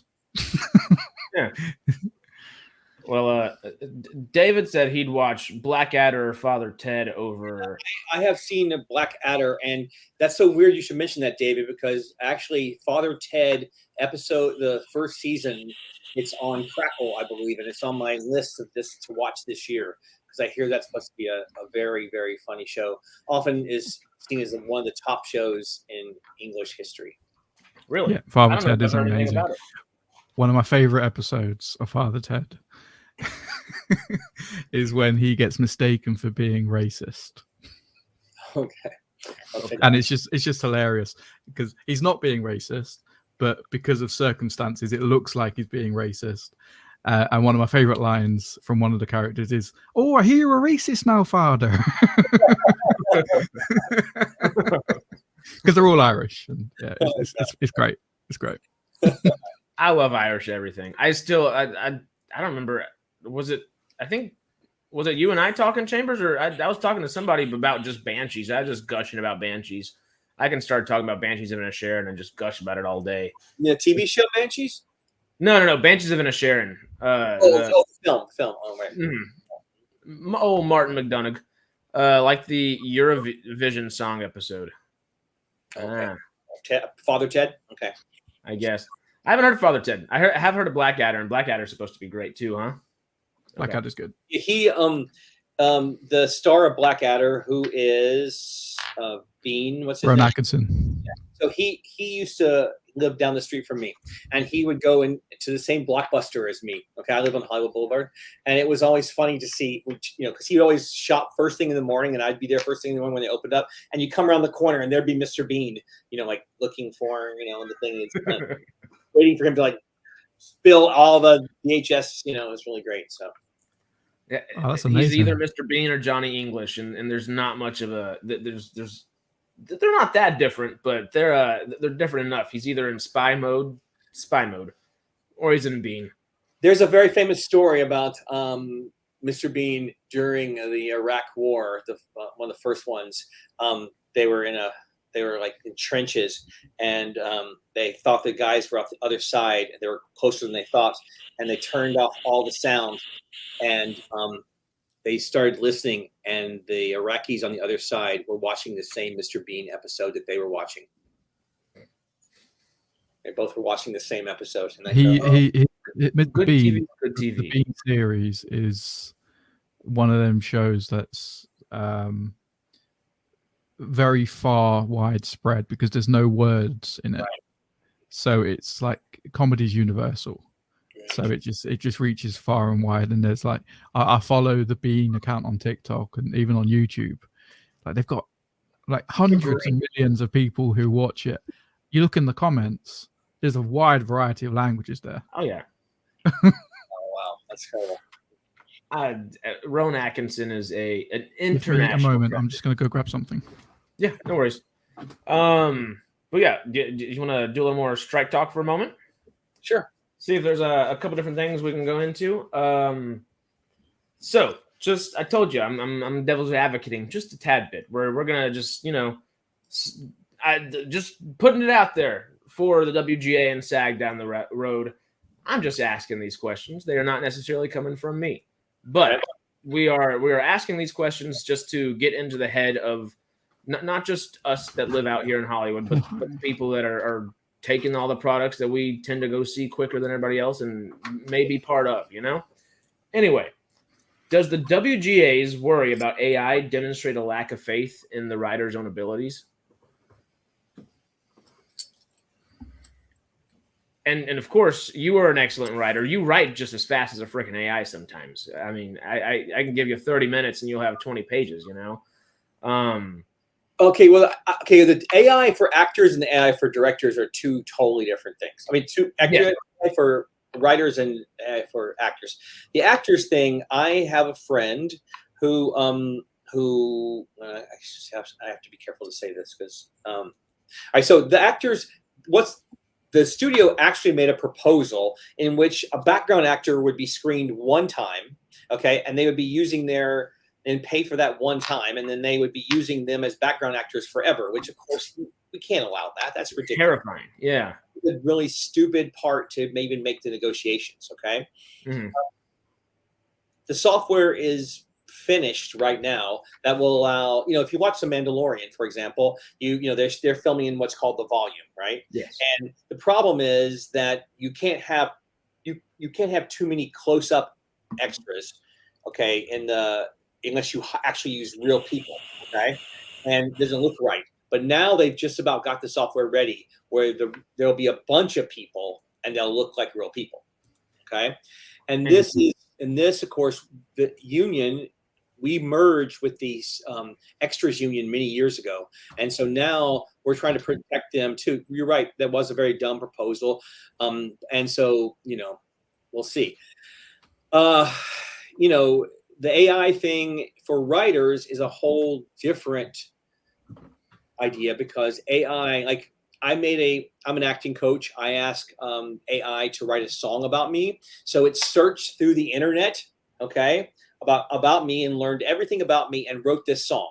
Okay, now it was it was a terrible song, and for like this, you wouldn't want to sing it, but it was a very song to for my ego, because it was like, he inspires people and the actors he works with, and it was like really, it all rhymed, and so it's kind of like, oh, that's kind of weird that But AI, what it will do is it will go and search everything, and it will use all those textbooks everybody uses on acting, but on directing and screenplaying, and all the movies will be the same. Okay, and that's the part that's going to be really bad, because movies that are great are the movies that break the boundaries. When Pulp Fiction comes out, or when Eraserhead comes out, all the films that are different, that's what moves the genre forward. Blue Velvet comes out, these films, like, wow, what is happening? Even dumb films like Happy Madison, okay, Billy Madison, is like, it's like, they break the boundaries that we've set up for ourselves, and AI is not going to be able to pull that off. Right now, AI makes terrible jokes. They're not funny, but they could be soon, okay, and that's what and of course, what they think they're doing is just like when they AI pictures, they're going to be using other artists' stuff and putting them together. And so that part would be stealing. Yeah. So with just that thought in mind, I guess,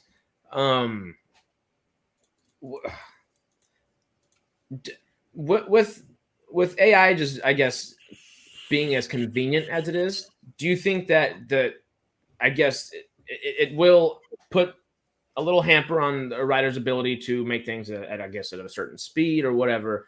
And a lot of the WGA is saying, they want committees a lot of the times. They want a larger team of writers on specific projects, and they want to, of course, be paid consistently. I think the consistent pay is the biggest thing for them that we should focus on, and not be so much like, oh, these writers are doing this, yada, yada, they need to be consistently paid. And the thing that I guess we've talked about on this channel a little bit is death by committee.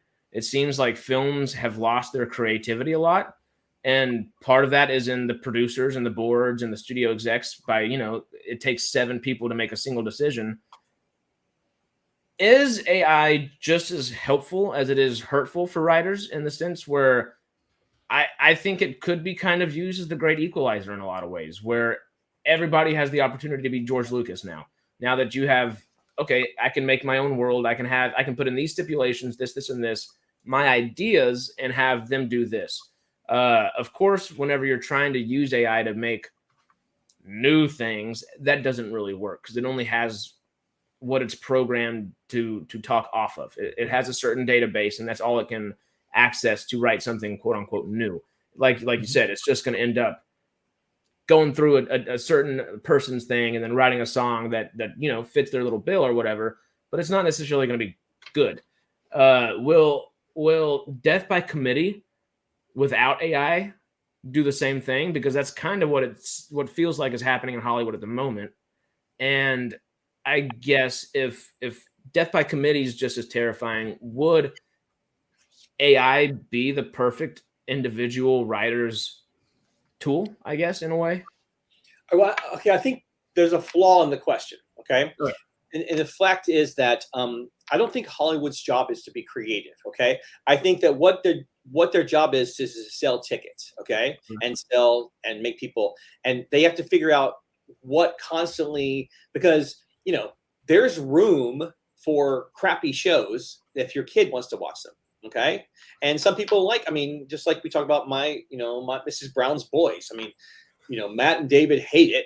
I think it's hilarious. Okay. And it's definitely not a big artistic success, but it's still silly enough that I want to watch it. Okay. Yeah. And the different episode, the different seasons of Doctor Who he's talked about, those are, the Jodie ones compared to the Tennant ones, look like a totally different show. It's a totally different. Peter is so negative and Matt is so positive. It's like you're watching a whole different, universe. Okay. So I think that, and obviously sometimes I bet there's a lot of people who watch Matt who left when Peter came up, and then more people, different people came to watch Peter that had not watched Matt. That's kind of the way it is. Yep. And the people have to kind of continue figuring it out, what's happening. Independent film, I think, their job is to be creative. Okay. And with the diversity thing we need now is that a lot of people in different races and different nationalities and different countries have not seen themselves on the screen before. And independent films are the way right now that those different cultures are being seen. Okay. Or maybe they were seen, and people, white guys like me in the theaters that I were at, they didn't come there, but they're now being able to be streamed, and they are coming. The idea of a bigger room is because TV shows used to be 22 episodes, so you'd have to have a certain amount of people to write in the room. Okay, especially in a comedy. Like a comedy, what happens in a comedy is everyone gets together, they figure out what the story is going to be. One team of writers and goes and writes it. Okay. And then another team will write this episode, another team. And when it's finally ready, they bring it back in, and all of them together make the jokes be as funny as possible. Yeah. You're making me think of The Simpsons in a way, because they're so, I mean, you've seen that they have such huge mathematicians and literal scientists on their writing board. They come in there and they have to have swaths of writers to, go back in there and make sure, oh, this problem on the back of the screen is right, or this makes sense. What were we saying a couple weeks back, Matt? With the what is it? It's not a particle collider. What did they almost predict on The Simpsons? Higgs boson particle. Higgs boson 3 or something percent, something like that. Yeah, and there's no way to do that without a swath of super intelligent writers. So that's when I think committee works best. But yeah, it can be dicey. Yeah. Mm-hmm. So I don't know. So, and also AI, as soon as we say the word AI is changing again. Yeah. We don't even know really what we're talking about right now for the writers, but we know that we have to figure out right now before it turns into something else. So a long time ago, I remember we were working with, we had these things, and they said, we had the VHS, and they said, people are going to stop. Actors were way behind on VHS. Okay. So studios made so much money on VHS. And by the time we got a new contract, we were like, okay, we're getting a piece of this VHS. You made so much money and we didn't get any of it. And they're like, yeah, but no one's watching VBS. Now we're going to have this new thing called DVD. Probably no one's going to buy that. And we're like, oh, okay. And we're like, duh, okay. And that turned out to be another big thing, right? And then we're like, okay, this new thing, we're going to get a big piece of it, Blu-ray. Well, they said, we don't know if anybody's going to get Blu-ray. Turned out they didn't get Blu-ray. They didn't buy a Blu-ray like they did DVDs, okay? And so what they were doing is they were moving to streaming, which we were behind on again, okay? Mm-hmm. This time they're like, all right, no. We've been fooled twice. We're not going to be fooled again. We need a piece of this puzzle before we turn into Napster and Spotify and we don't get anything. That makes, get ahead of the curve this time. Yeah. What is necessary? Because, that's, I think, Bailey's question, the one we started off with, is how it pertains to now versus the future.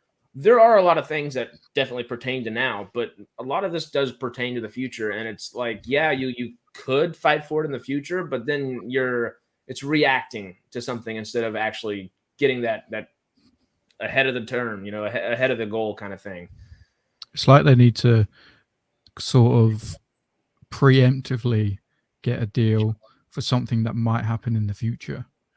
Because with, like you said, with VHS and DVDs and then Blu-ray and now streaming, technology is always changing, and these deals last.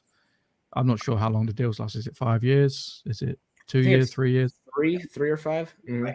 3 or 5 years. Technology can change so much in 3 years. So much. There might be something completely different in 3 years' time. Streaming is big now, but in 3 years' time, might not be. It might be something completely different. Well, like Chambers was saying earlier, Netflix is essentially at least a third of it is like cable now with ads. Peacock just raised their entire price of every little tier they have, but including their ad tier, which I think they probably use more so than their actual tiers. I don't think anybody's paying $12 for Peacock. I don't think that many people are paying $10-12 for Paramount Plus. No, those just being I pay for the ad version of Netflix. Yeah, it's it five, just makes sense. £5-6. That's how much it used to always be, £5. Yeah, which makes sense because I think it's $7 USD. Something like that, yeah. But with I pay for the no ad version of Netflix and Disney, but I pay for the ad version of Hulu and Peacock. Okay, because it's like I don't mind, and also I think the ad version of Peacock is great because you're watching old TV shows and the commercials come up just exactly like they did. Like they did back in the day. So it kind of works really perfect for me. That's one thing with streaming is just like you do go back, and I've, of course, just to bring it up again, I think it's the third time, and third time's always a charm. So of course I've been watching Stargate a whole bunch and just rewatching all that and doing it on a streaming service this time. It's been weird. It kind of blacks out at weird parts and then kind of comes back in at weird parts, and you're just kind of like taken out of what's actually going on. And you may, instead of bridging the gap somewhere, you kind of almost want like a 2-minute commercial break or something. Just kind of like, oh, that's right, and then you jump back in where I guess they want you to jump back in instead of where you're kind of expecting to go sometimes, because they relied on those a lot of times. They wrote things based upon commercial breaks. And so I can is the version on Netflix the one with the blackouts and the fades? No, sorry, on Amazon. Sorry, I don't think Amazon. I think that was whenever I was watching on either Netflix or Hulu, because I watched it on both places before Amazon did get everything back, and it made it a lot easier. Yeah, I know there was a lot. There was I don't know which platforms, but I don't think it was Amazon.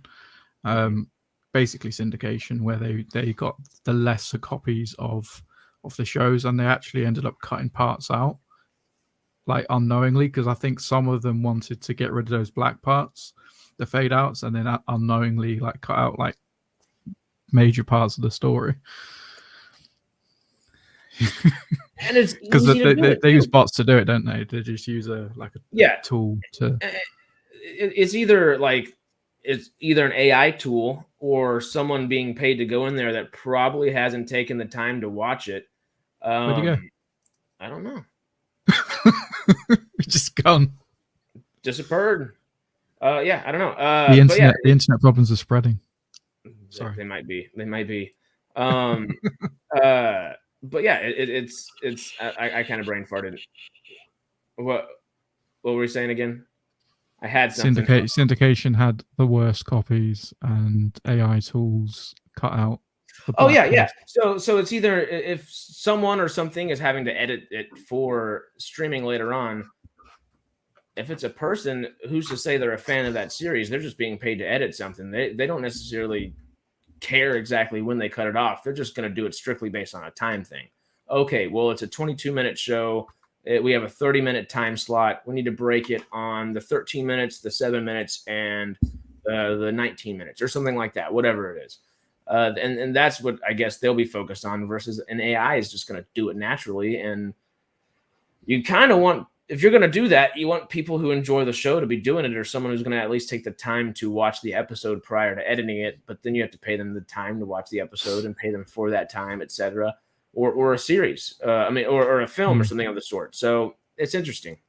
I was very fortunate in the fact someone had the entire box set of Stargate. So I was able to rip the entire box set onto my computer. So I have them on my computer now. Ad-free, no fade outs, no blackouts. It's perfect. I absolutely love it. Beautiful. It's beautiful. I think it's the same version that they use on Amazon now. All right. Okay. So it's how all things should be. Yeah. Just it's the widescreen version. The widescreen. Okay. Because there's a little weirdness with the widescreen version of Stargate, because they filmed it in 4:3. No, they filmed it in 6:9. Because obviously everyone's TV was 4:3, that's what it was released as. But they Yes. had it filmed at 6:9, and on the widescreen version, in some scenes you can see like people behind the DHD on certain in Stargate Atlantis, particularly on Stargate SG-1. There's an episode where Sam Carter supposedly on the planet down below where she can't get out, but she appeared as a hologram on the ship, and in the widescreen version you can see her tucked away in the corner. I love that. I was what was it? I was reading something and it was just joking about how, oh, it's not obvious at all that RDA is just wandering back around a backlot and literally just making circles. And oh yes, we're wandering around the wild of some foreign planet, whatever. And no, they're just going circles around the backlot. You know? I saw something the other day, and I find it hilarious to see all of the characters in Stargate walking in a figure of 8, but trying not to. Yeah, that's exact. Yeah, that's what I read, and that just made me crack up because I mean.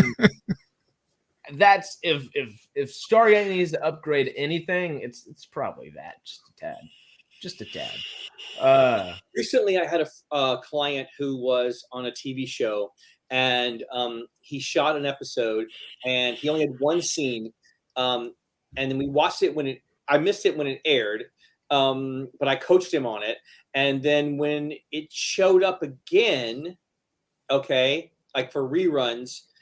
There was one line he had that was off screen, okay?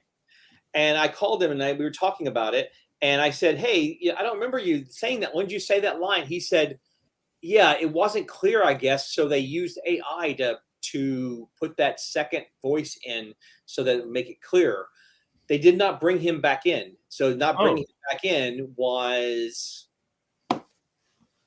did he get paid for that line technically, or the time they took? Just learned this yesterday, so he did not get paid again for that. Maybe they will pay him. I think he needs to talk to SAG about it and figure it out. So that's interesting. Yeah, that's a whole nother thing that I haven't even thought about. Just little ADR lines and things like that. Yeah, ADR stands for additional dialogue replacement, and often what separates American movies from other. I mean, look. All movies are basically the same, but in America, the one thing that we do really well is the sound. You've seen an American movie and you like the theater and people are talking around you. It's because we bring actors in and we put individual lines inside if there's no way you can film a movie and record the extras. So what we do is we bring a different group in and we put the words inside the extras' mouths, and then we mix them so that they sound really great everywhere. That's called additional dialogue replacement, ADR. And that's a group of actors who do that is called a loop group. Okay. And we do that. And we also get paid residuals because they use our voices over and over again. Okay. And so that's what ADR means. And you have to pay us if you mess the sound up, we have to work another day to come back and fix it. And so that's the point. Yeah. Cause you could, with AI, just add it into that. You could either say, okay, well, if you want me to come in, I can record this and you can pay me to do that, of course, like it always has been. Or if you're going to use an AI ADR, pay me what like you would pay me to do that time. Or you could, of course, just blanket it at the beginning of a contract and say, okay, well, if you're going to do ADR at the end, you can use AI for it. And I want this much for you to do that, which is interesting. I don't know if that's something that's actually like been addressed with, the strike and Fran Drescher talking to the public about everything, but it's something that we probably should think about. That's one of those things to get ahead of the curve in and not necessarily react whenever it happens, because that's happening today. Matt is so right. Matt's very right about trying to get things in the beginning. As I said before, I have 6 books in print, okay? And I signed a contract in 1999 for those books. And so I was going to make, you sell them at Barnes & Noble. Barnes & Noble makes like 55%. So that's 45% split between my publisher and I. So I got half of that. She got half of that, okay? And I was actually making more than most people do, but she's a wonderful publisher. So she did that. In the contract, she said, someday they may actually publish these things online, okay? And if they do, I don't have to print anything out, so I have no cost. So you take 50% and I'll take 50%. Okay. Well, soon Kindle was invented, and all of a sudden I had a 50% royalty rate on Kindle. Okay. And Stephen King is the only other person I know who has a 50% royalty rate on Kindle. Okay. No one does. Okay. It's like if you go to a regular publisher, it's very high and so that's what we're trying to make happen now is that if they make the show and it keeps airing and airing and airing and airing and airing, I was way ahead of the curve because there was no such thing as Kindle in those days. So we got to figure out what possibly could be the future and try to set a contract that's going to be futuristic. Yeah. It's all going to come down to the language used in the contract, isn't it? It will. Because lawyer speak is all very, very nuanced, and you have to be very specific with what you say. But it's going to essentially come down to this form of content, however it is distributed, we want residuals.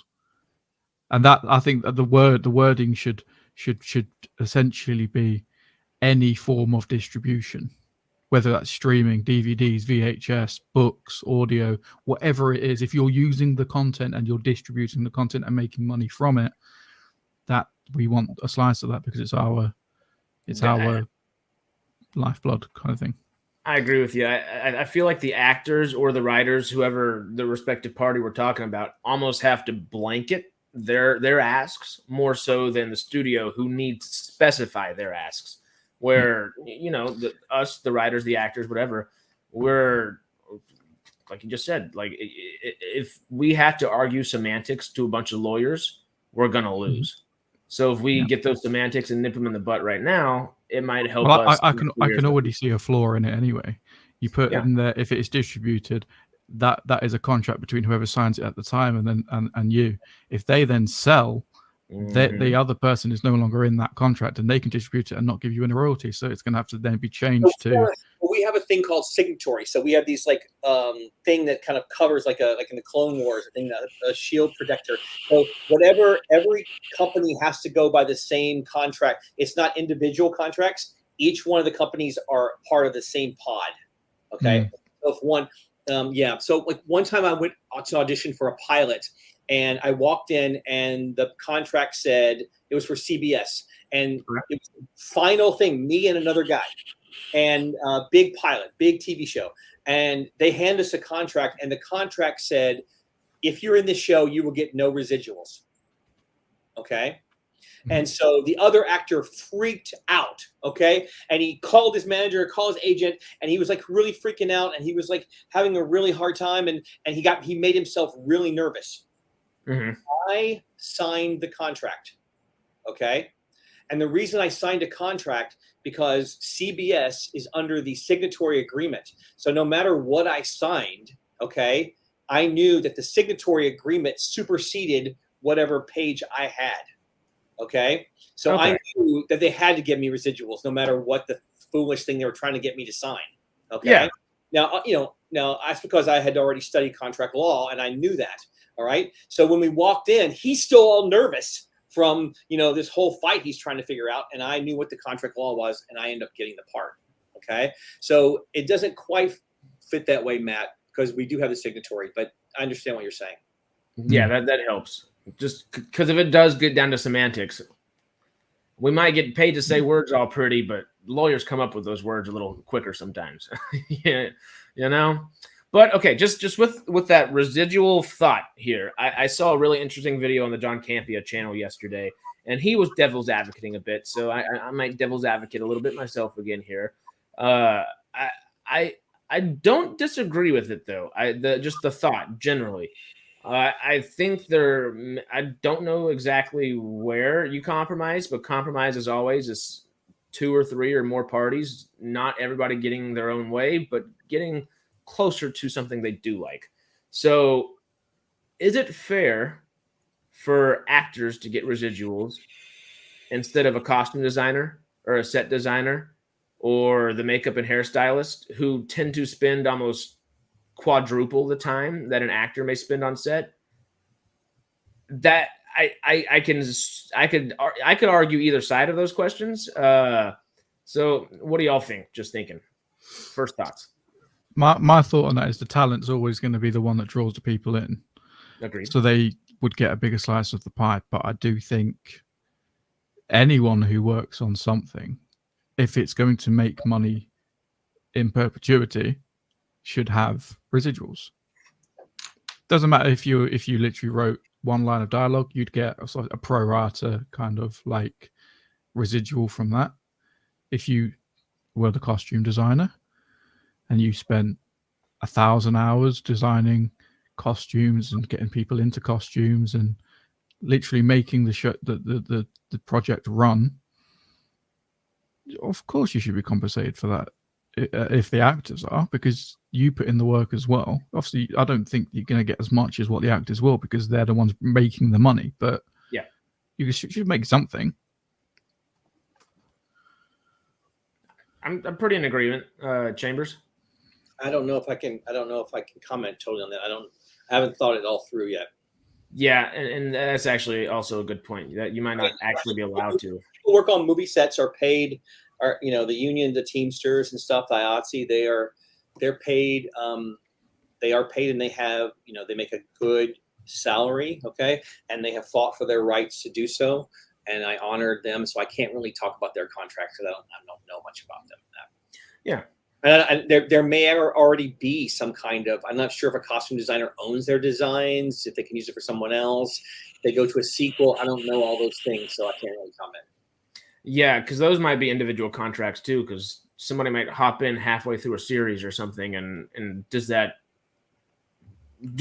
lady or man that was doing the costumes for that first half of that series or that first half of that franchise or whatever it may be, do those, since they made those costumes and that's what they use further on, do they stay in residuals? I guess there are more semantics and things. If you're Ruth Carter and you're making the Wakanda things, yes, right?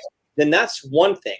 But many costume designers are getting costumes from Forever 21, and they're getting a bunch of clothes and they're putting together. So if that's the case, and they're not designing the outfit themselves, I don't know what to say about that. Yeah, it gets iffy, and like Ruth Carter's a perfect example, because if was it the Hawkeye show that somebody from Wakanda showed up in just very briefly for a moment?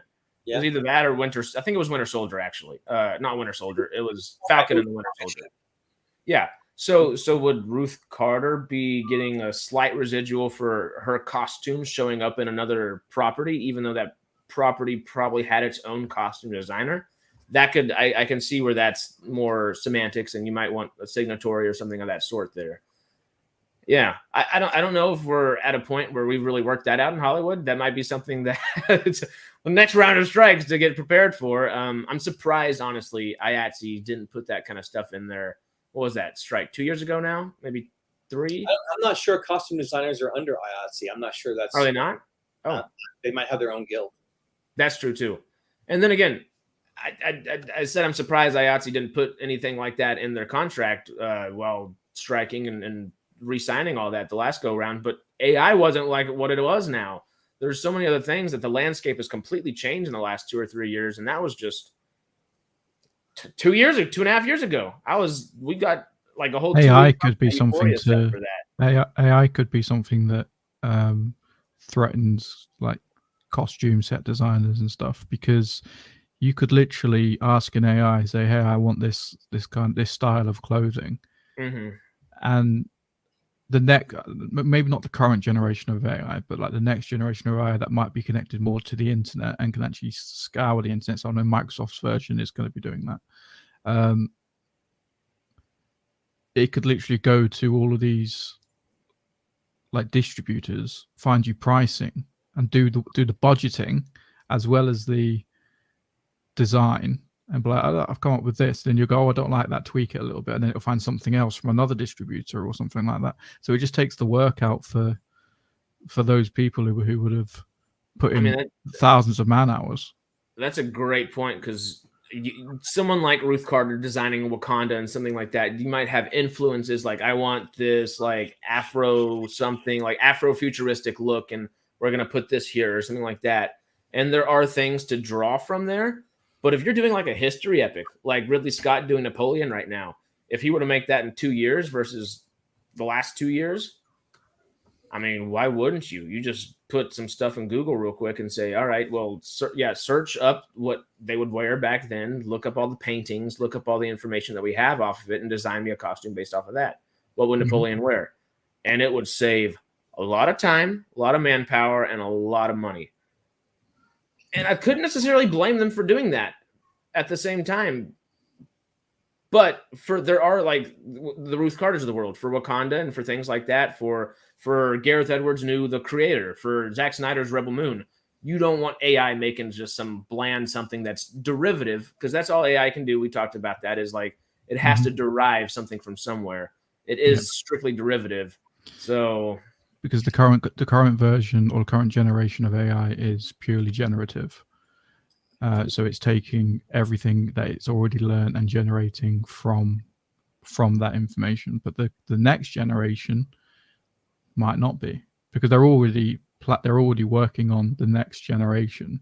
So it's not a generative AI. It's going to have more of the freedom of thought, I guess, but not really, because it's a machine. That's what they're aiming for. Word, but as close as it could be. And we were also arguing about things that have to do with digital computers. When it's quantum computers, everything that we're talking about will be useless, because quantum computers can break every single digital code there is. So we don't even know where that's even going. Before I leave, I have one question, though. As an acting coach, I want to ask Matt, and is David, if he's still there, okay? So you said a word, distributed.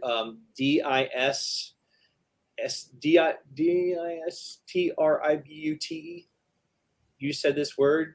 Distribution. Say it again. You said, but you with an ER. What'd you say? Distribution. Yeah, but say that with. You said as a person. You said a person is a. Oh, distributor. Okay, right. So I noticed that lately in English TV shows that people in England are using both American and British pronunciation of words. Okay. And, like you guys are much more class conscious, and you like tease each other about being posh and stuff like that, where we don't in America. We talk, we have a problem with race, and we deal with race all the time as opposed to class. And is that something that you notice people do in England? Or like you say, they say schedule instead of schedule in different ways. Yeah. And you notice your friends are changing it because they're watching American TV. Can you talk a little bit about that? Yeah, that's something that's been happening all of my life, at least. And I think 100% is because of the amount of American shows that we grew up on.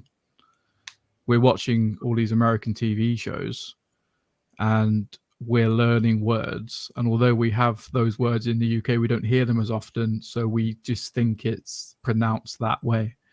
I mean, my accent is completely messed up because I've lived all over the UK. I'm from the south, so I say grass and bath. But then I moved up to the north, where they say grass and bath. And now I live in the middle, so my accent's kind of like weird.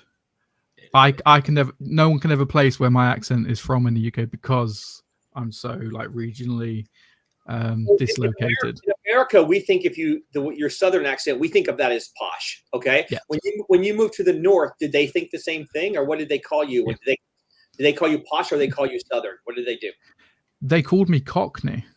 So Cockney is rhyming slang for anyone from London. Even though I'm not from London, but if you've got a southern accent and you live up north, anyone with a southern accent is from London. Close enough. Pretty much.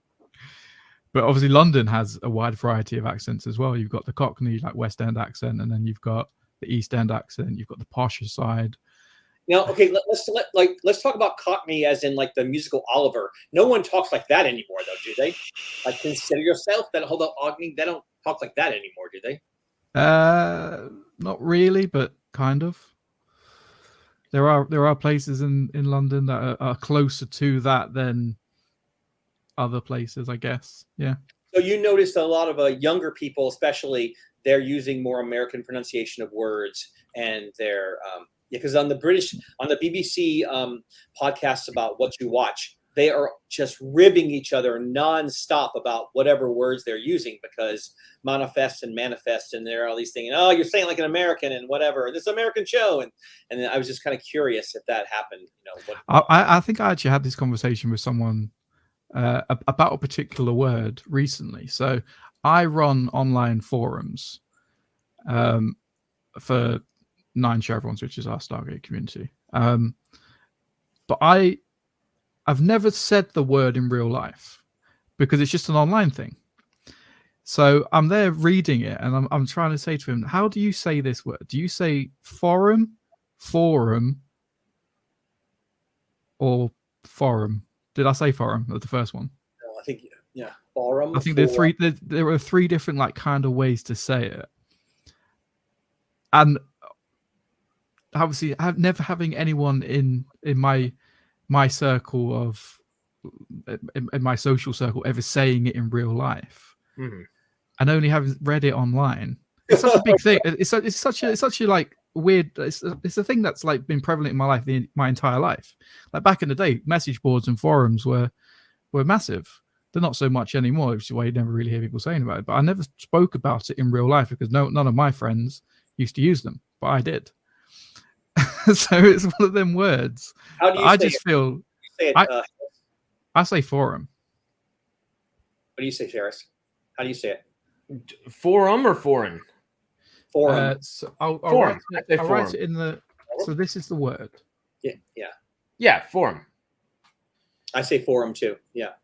Forum. Well, it's like you can always tell the kids who listen to the Harry Potter books and the ones who read the Harry Potter books, because the ones who listened to them would say it a certain way, and then the person and in America we had the famous Jim Dale read them, and you guys had Stephen Fry read yours, but we had some of those kids would be really great throwing those little complicated words out, and the other kids would say them in a really strange kind of. Well, when the Harry Potter books first come out, so my first interaction with Harry Potter was reading the books as a child. Hermione's name I used to pronounce as Hermione.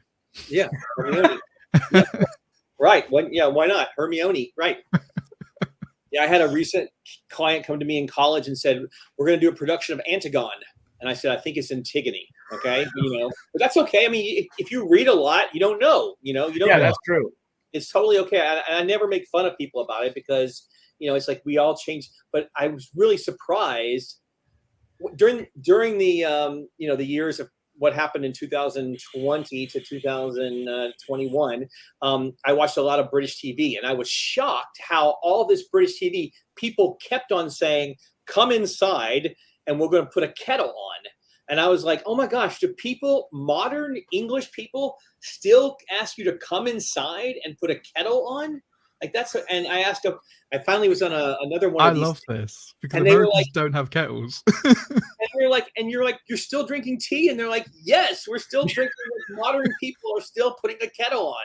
And I thought, that's the crazy. First thing I do when I wake up in the morning is I go downstairs, I put the kettle on, make a cup of coffee. I come home, first thing I do, kettle on, cup of coffee or a cup of tea. That's what they always said. Is that still a thing? Yeah. A little biscuit with it, a little crumpet.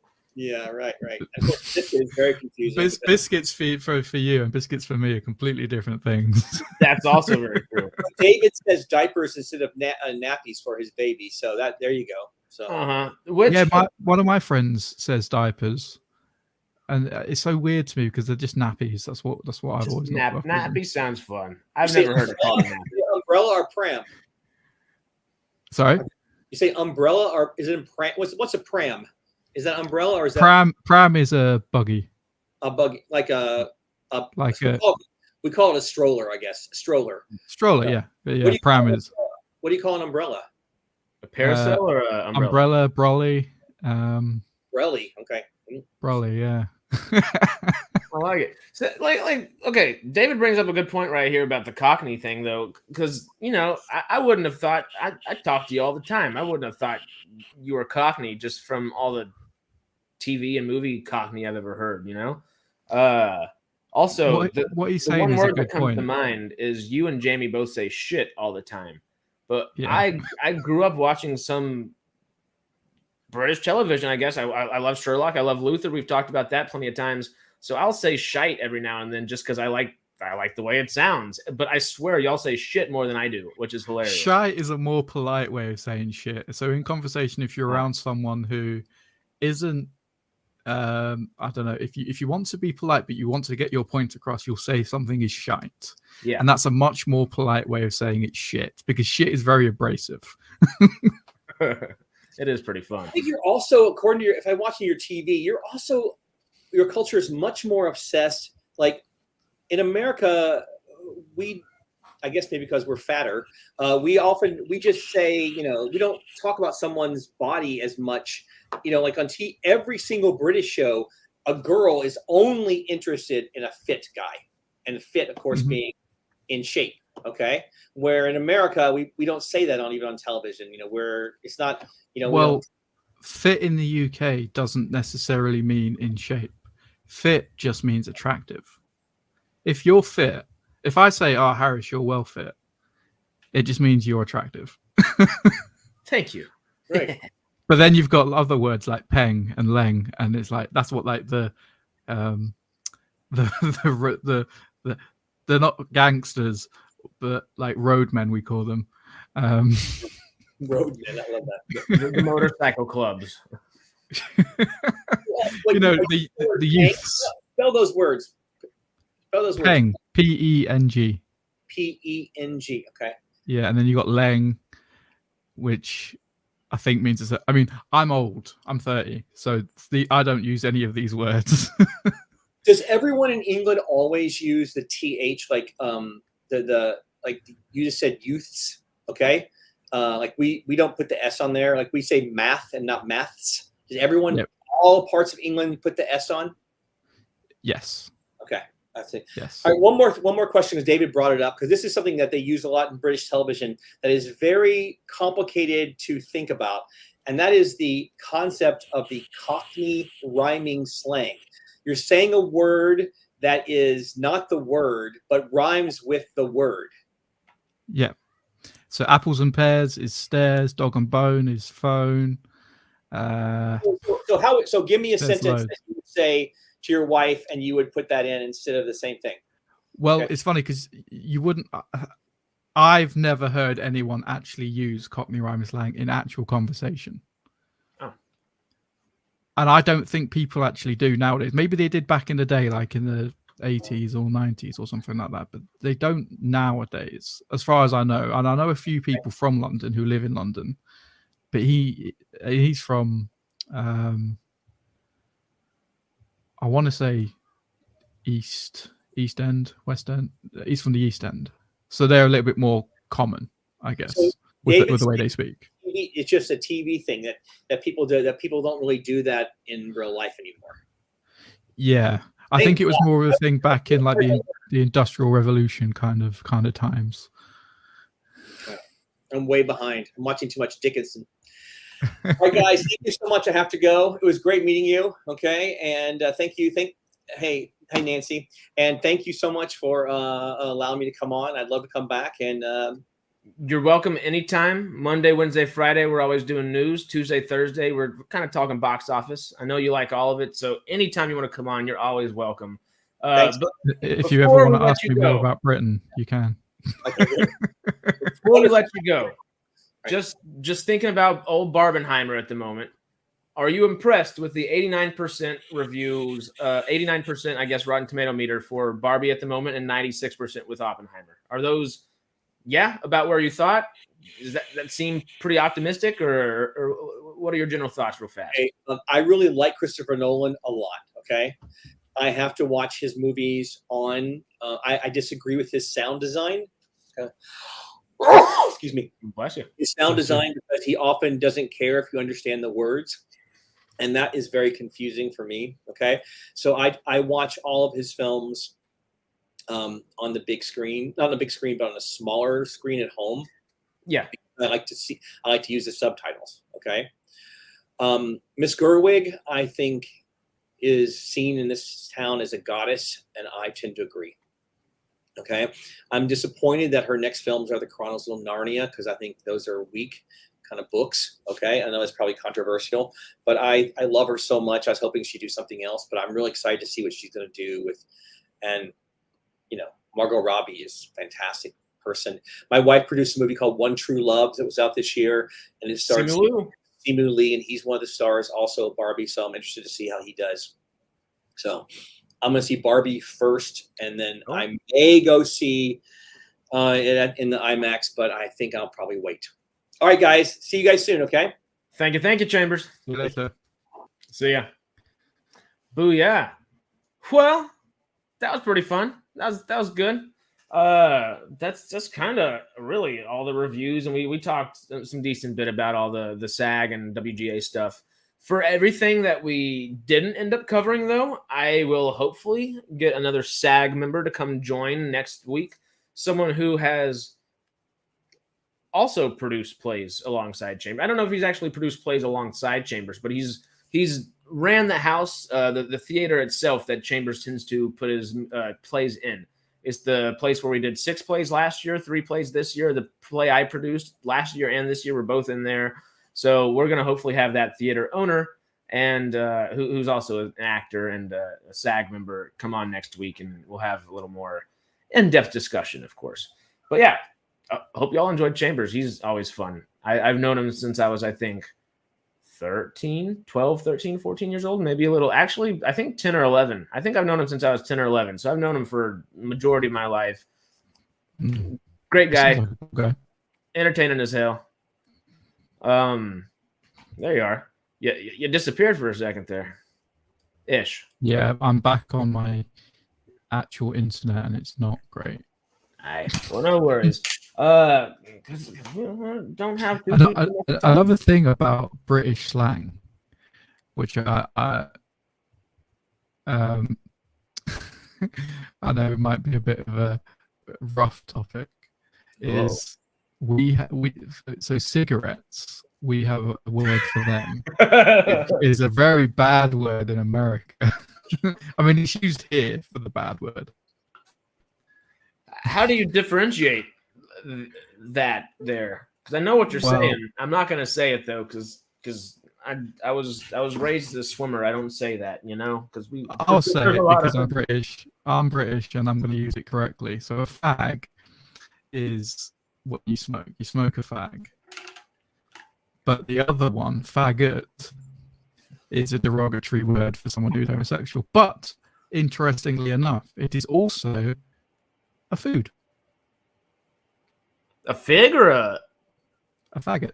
You can eat faggots. But isn't that just a bundle of sticks, technically? Oh, it is meatballs made from minced offcuts and offal mixed with herbs and sometimes breadcrumbs. It actually sounds that is what good. Faggots are. I've never had them, but yeah, there are three versions of faggot in the UK. So no one eats faggots as far as I know. I mean, they still sell them, but I don't know anyone who's ever had one. But fag is something that you smoke, and then obviously if you call someone a faggot, then you are just an asshole. Yeah, sounds about right. You said smoke. I won't finish the sentence, but my Texan self, the first thing I thought of was someone with like a shotgun shooting like a LGBT flag or something. I was like, smoke a what? I was joking. Yeah, in America, smoking a fag is not the same as smoking a fag in the UK. No, very different. Very different. If you play it back, you can see me chuckling to myself for as you say that. I just kind of was like, "Oh God!" So like, brain, don't go there. No, bad. Dial it back, brain. Chunks of wood. It's not okay. I'm not even gonna tread that water. I'm gonna send you a Wikipedia article. It's got a picture of what faggots are, but not the derogatory, the food. The food. I'm not going to send you any homosexual porn, don't worry. Oh, well, thank you. I had to turn off my Wi-Fi, turn off my international. Be like, run! Just kidding. I was going to send you on.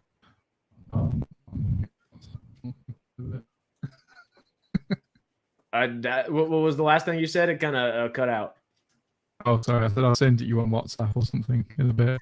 Oh. Yeah. Perfect. David said there's also a lot of slang for money in the UK, such as pony or monkey. Matt might know what it means, but I don't. Did I just say something bad? No, you didn't say anything bad. Okay, I was like pony or monkey. Neither one of those. I'm gonna have to look it up. It means something, right? So a pony is £25, and then you've got a ton, which is 100. A monkey is 500. A score is £20. A bullseye is £50, and a grand is 1,000. So people use the word grand and people use the word score. As far like I've heard people in real life say that. Yeah, I've never heard anyone say a pony, other than on the Only Fools and Horses theme tune. The first line is "Put a pony in your pocket," which basically means put £25 in your pocket. Yes, please. Yes, please. When I was growing up, I didn't understand that. Like, I never heard these words. So when he says "put a pony in your pocket," I went, "How the fuck's he going to fit a pony in his pocket?" It could be a miniature horse, one of those little small ones, you know. Would a stone fit there?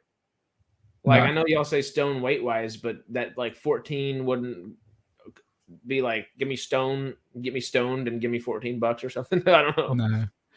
If you so with being stoned, when I was younger, if you were to buy the herbal leaf, you would ask for a 5 bag or a 10 bag, and that is basically £5, £5 worth of the green stuff, or £10 worth, which would have worked out to be, I don't know, an ounce. I don't even know how much it is, like an ounce, maybe.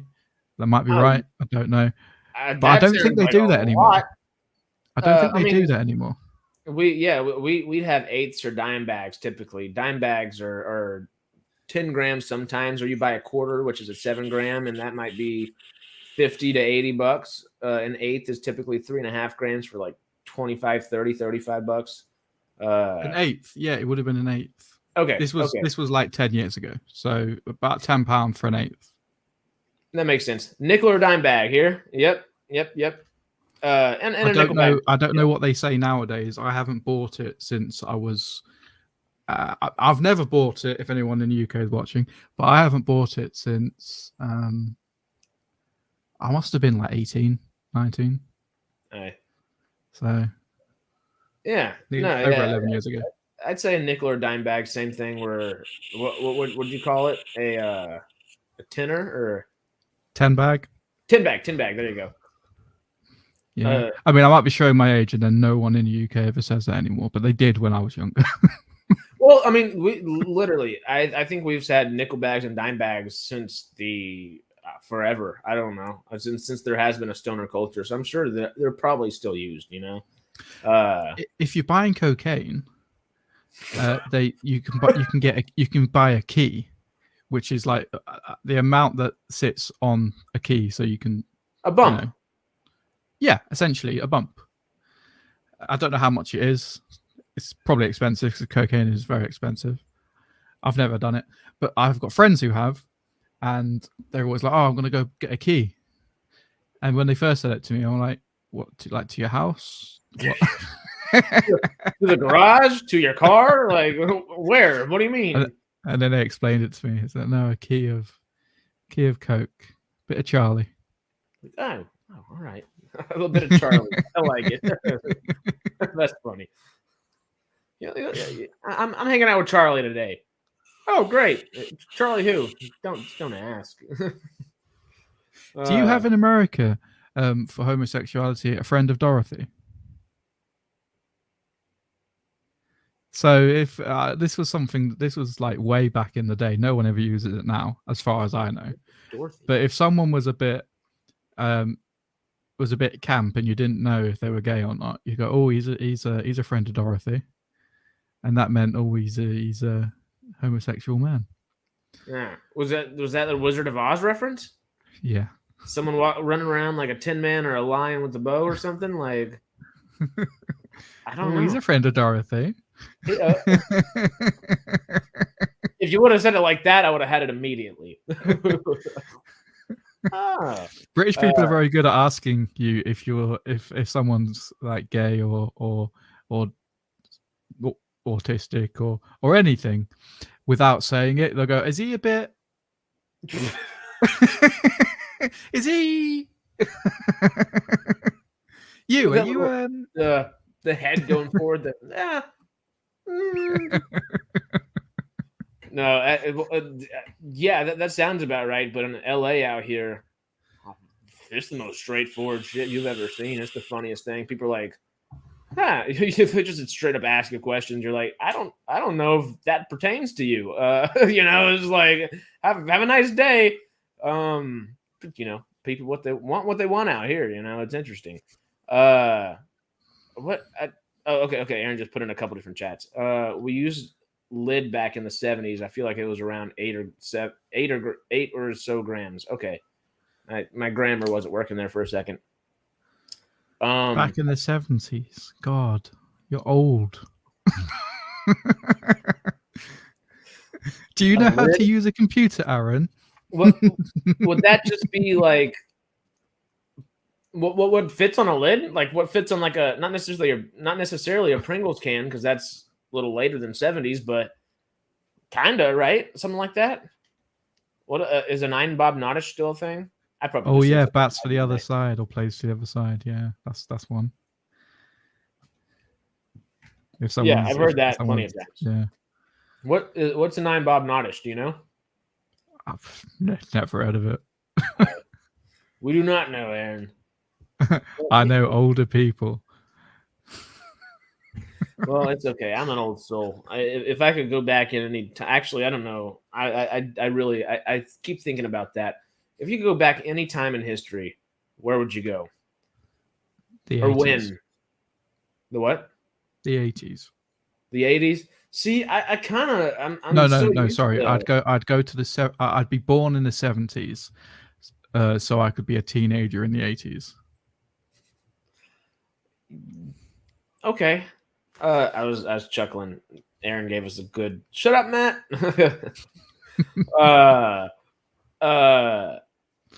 Yeah, see, I don't know. I think I'm confident enough in my own ability to stay alive. I'm an old Eagle Scout, as they say, so I can live in the woods any day and I can do fine. But I think I'd go back to like Socrates' time or something. No, I'd go back to Plato just because or I would go back prior to that when like was Atlantis the thing? I'd go back far enough to actually try to figure something out. But also, you could go back to Socrates' time when homosexuality was a massive thing back then, and you can walk around to everyone and go, Are you a bit? Are you a bit? Let's go to the gym, because everybody just worked out naked back then too, which is just my favorite thing about that time, about past periods is the Mount Vesuvius when that blew in Pompeii. Uh-huh.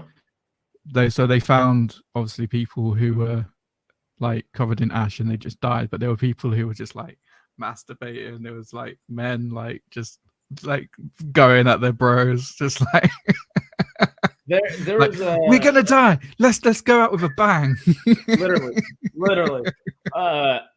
What is it? There's a famous like I think brothel or just like a prostitute house or something like that from Pompeii that like they still have like you would walk in on the wall. I think it's preserved so well that they can tell or something. I don't know exactly. I might just be misquoting it and it'd be something entirely different.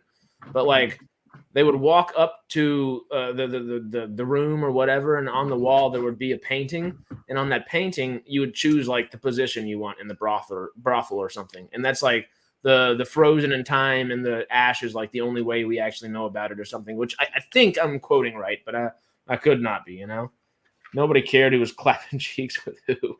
It was a simpler time when you could love who you wanted to love and maybe not love, maybe just go at it. But was it simpler? Because you just get your head cut off a lot of the times back then. It's a simpler necessarily. time. Someone's got a problem with you, they chop your head off. It's easier. That's also true. You know, I think Chillin and David are both about the same age. They were saying they're your perfect age right there. You would be right around, I guess, Jamie and Aaron's age if you went back in that time. I would love it, because in the 80s, I think a lot of the music that I really like now come out in the 80s, and there's bands that I would love to have gone and seen. I'd love to have seen Queen live. I'd love to have seen AC/DC when they were in their heyday, Motorhead, all of them. Just like, I just want to go back and see them live. If we're talking that, I'd probably go back and be born in the late or mid 50s, so then I could just be there for like Led Zeppelin, the Beatles, and then 70s, have some Bob Marley before he goes, have some David Bowie, have a little bit of everybody. But that made me think, if you could go back and see any deceased artist of any time ever, who'd you go back and see? Who I'd want to meet? Or just like see one of their concerts, or see a show of theirs, and it could be a band. Like I don't think this is my answer now, but it has been in the past to this question, was Led Zeppelin, and just because they John Bonham passed away, so like I wouldn't necessarily go back to see John Bonham perform, but him alongside Zeppelin. Oh my God! I think my answer to that is someone who's not. He's only died recently, in recent years, but it's Linkin Park. I'd want to go and see them live because I want to meet Chester Bennington. Because when I was a teenager and I was in a dark place, their music got me through it. And obviously now he died because he committed suicide. So obviously those things that he was singing about were personal to him, and he's always been like a hero of mine, kind of thing. And when he died, it like broke me. So I'd love to go and meet him, and I'd love to meet Mike Shinoda as well, because he's cool. He's it's weird. Like, I don't know any of the other band member names. It's literally Chester Bennington, Mike Shinoda, and then the other guys. But who cares about them? That's all I can tell you, too, though. Which is bad, but that I love Linkin Park. Last year, whenever Chambers wrote the play that I produced last year, was the play that I also was like the lead in. So it was a little over 90 minutes, and I was on stage for every single minute of the entire play. So people would kind of come in and out of the door, and I'd be like the one thing that was always kind of keeping it there,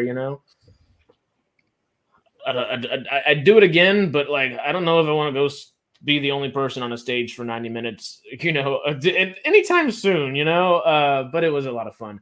But David just said, "Going to go see original Metallica." Yes. Yes. I don't remember where I was taking that story. It was something about. It was something musically inclined. I don't know. But if I were to answer that, I think the question of who I'd go back and see, part of me wants to say David Bowie a lot, just because he's he's a performer. That man lived to perform, My missus absolutely loves him. You know me. There's a decent chance I just go back to go see old Bob. I want to see some Robert Nesta Marley on concert, on stage, I need me a little good Jamaican vibes, a little Rastafari. Most likely I'd go Bob. David Bowie if they get me middle of the day. If there was a band that you would love to get back together who broke up, who would it be? Oh, damn it. Oh, she's dead too. I was going to say Fleetwood Mac every 3 weeks, but Christine McVie's dead, so let them do let them. Fleetwood Mac be, is good. I really like Fleetwood Mac. I saw them in concert with all of them together again, which was awesome. We saw it as like a family. It was really cool. But band getting back together. Do you have one off the top of your head? I'm trying to think. My dumbass answers that come to the top of my head are not good.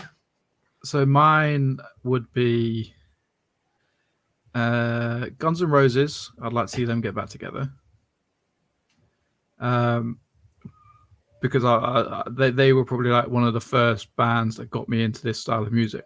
But my actual answer is My Chemical Romance. You bastard. Now my brain's racking again. That's Club 7. No, you're all right. Oh, My Chemical Romance is a great one. I love everything. I love stuff that Gerard Way's done since he done the Umbrella Academy graphic novel, and then obviously now there's a TV show for it. So I love the stuff he's done since. But he is so good at writing music. And did you know he's Joe Rogan's cousin? Gerard Way is like first cousins with Joe Rogan, which is the most random and funny thing ever. I don't remember which interview Joe Rogan was having, but he was having an interview with somebody, and they were talking about My Chemical Romance, and he was just like, "Yeah, Gerard's my cousin." It was the most like nonchalant thing ever, and it was just like that makes so much sense. Like, did you know 50 Shades of Grey is directly as a direct result from 9/11? So basically 9/11 happened in 2001. Gerard Way watched it happen, started writing music, created My Chemical Romance. Stephanie Meyer, the person who wrote Twilight, was a massive fan of My Chemical Romance. Inspired by the music, wrote Twilight. Mm-hmm. Then someone online wrote a fan fiction of Twilight, which then turned out to be 50 Shades of Grey. That's how that started? Yep. And they were just like take the nymphomaniac aspect of it and put it in this other little thing or something? Yep. And there's another connection somewhere, but I can't remember what it is. But essentially that, if you go back to the root cause, if 9/11 didn't happen, we wouldn't have My Chemical Romance, and we wouldn't have what's that guy's name? The comedian. American guy. Oh, he's on Saturday Night Live. What's his name?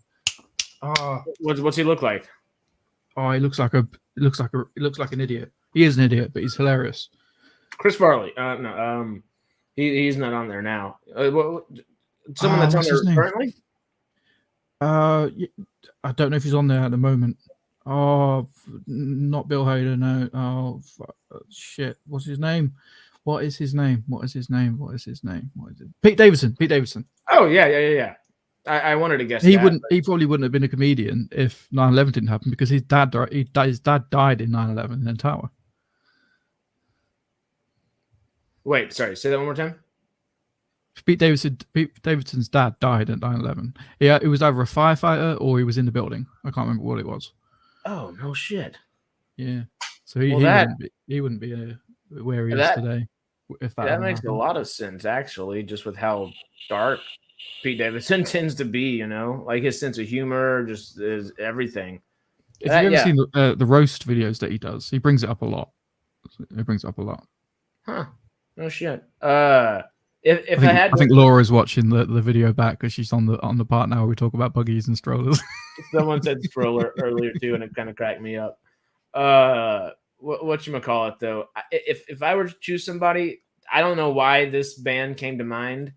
It's probably not the band I would choose, but I just can't think of anything like anybody new age that I'd like really want to get back together. Like, Gym Class Heroes would be fun just for the sake of it.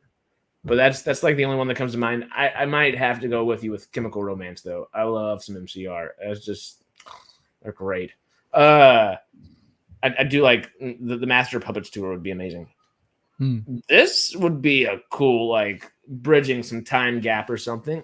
I I would love to see J.R.R. Tolkien's face watching Lord of the Rings, because he'd be so proud and petrified all at once. And I don't know which one would. And then show him Rings of Power and see what he says. We don't even mention that they made Hobbit movies to him. We just show him Lord of the Rings. We're bringing him back to like 2005, like 2007. Somewhere around there. Don't bring him 2013 or later. Because I don't know. Do you think? Obviously, his family has been yes and no on the Lord of the Rings debate, I guess. Some are like, oh yeah, they're actually pretty good, but I wish they would have done this, this, or this. And some are just like, no, bad, Obviously, he's the figurehead of it all. He is the cornerstones, not just a cornerstone. He's the cornerstones, The family's opinions are not necessarily representative of what his opinions would have been. I think he'd probably like it. Yeah. If I had to guess. If I wrote a book and then I found out I don't know when the Lord of the Rings book come out, but let's say 100 years. If someone told me, I would be ecstatic. Yeah, and then to see it done to the scale that it was done, and as well, and even though it might not be the exact same story, it's very meticulous. And to know it's one of the biggest franchises, like movie universes in the world as well. Like just the sheer scope and scale of Lord of the Rings. So many things that it spawned, like all the like games and books and I don't think we have Dune without Lord of the Rings and J.R.R. Tolkien. And if we don't have Dune, we don't have any of the sci-fi that we grew up and loved. We wouldn't have Star Wars if it weren't for Dune. And if it weren't for Lord of the Rings, I've still got to read Dune. Me too. I started it, and because I've not seen the films, not seen them. I want to read it before I watch it. You could watch the Lynch film and not, and it really not, I think, matter as much. You'd probably watch it and forget most of the things about half a minute after watching it. And not in a bad way. It's just there's so much going on, and he does try to fit so much going on into it that it's hard to comprehend, really. If you know the story, which I know the story, even though I haven't read the damn book. I need to read the damn book. I have it upstairs. I'm getting to it. But I think you can still watch it. I wouldn't watch the miniseries, though. I wouldn't watch the miniseries because that'll explain a little bit more. What? Where are you in this chat, Madre? Jesus could have been sensitive to gluten. You mentioned Jesus earlier, but I don't know when. It was a while ago. That's a good point. I don't know.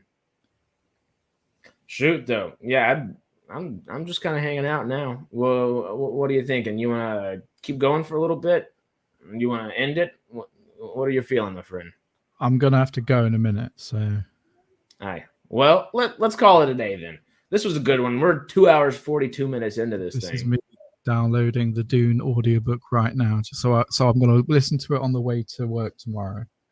I've got 21 hours left, but I'm gonna start again because I can't remember what happened. All right. Thanks for our time. Thanks for your time, Laura. We appreciate you being here. You make it more fun to do. Thank you. Thank you. And you should get more guests on because that guy was amazing. I love Chambers. We didn't really get to, I guess, talk a lot of the strike and the WGA stuff that I would have liked to talk about, but obviously you can see how that dude's helped mentor me over time. He's just as ADD as I am. So we covered a lot of different things, but he is one of my favorite sayings ever because his son's pretty damn ADD too. So whenever we're all talking, it's really entertaining, but it's hard to follow. But he always says ADD is our superpower. And I'm like, I wish I like that. I like the thought, I like interesting people. That's why I like Jenny Stiven. We talk to her and like we don't necessarily always talk about Stargate, and she just goes she does waffle. She goes on and on and on about other things, but it's so damn interesting. Well, because she can correlate it to such different parts of the industry and things that she's done. She just had such a cool freaking life. That's what I love.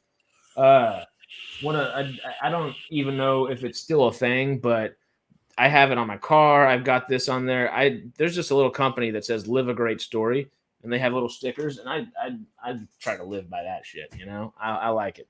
I like it, and I think those people, Jenny and Chambers, would be those type of people that have lived a great story.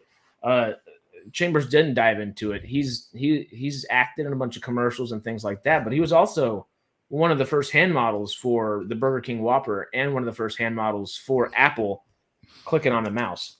So he's had a very extensive career, and it's just fun just to pick his brain sometimes. It's cool. I like to think I'm a bit of a collector of people. I like to collect interesting people in the world. They don't necessarily correlate to each other, which makes things so much more interesting. I like when me and you, when we come on here and you talk about cinema and stuff. I'm not necessarily knowledgeable on this stuff, but you teach me so much. And then if we talk to Jenny, she talks about like the industry of movie of like TV and stuff, and it's just like it's a life that I don't lead, and it's just interesting to me. I mean, it's something that we can all like. I guess just I'm lucky to be jumping into the film industry just because one thing I fucking just adore about it is it correlates with whatever you want it to. If you're interested in something, you can write something about that, or go find somebody that might be willing to write something about that. You can go kind of just start improvising. There's so many different things, and you know, it's just. And when you're a big movie star, and your name's in lights, and you're like on TV and all stuff like that, I can be like, I fucking know that dude. I mean, your name's probably going to be in like the bottom part of that or something. Because if I'm up in flashy lights, you don't think I'm bringing everybody I know with me? Come on now. And you know the tech stuff. I need the help. You know. Real quick though, I just saw David. Don't read the chat. You want to stay away. Don't look away. What have you seen in Walking Dead? Where are you at the moment? I'm at season 6, episode 5. Oh, because you haven't watched much past where I guess you've been? No, so I'm what happened last time? Glenn's not dead. Oh, what do you mean? So Glenn's back. Glenn's not dead. Okay. So I'm happy about that. There's like zombies everywhere in the compound now in Alexandria, like because the tower collapsed. Okay, now I know where you are. You've got I think 3 episodes until all shit hits the fan. So enjoy. Is it Negan? Is it Negan? It's Negan. We also use the C word.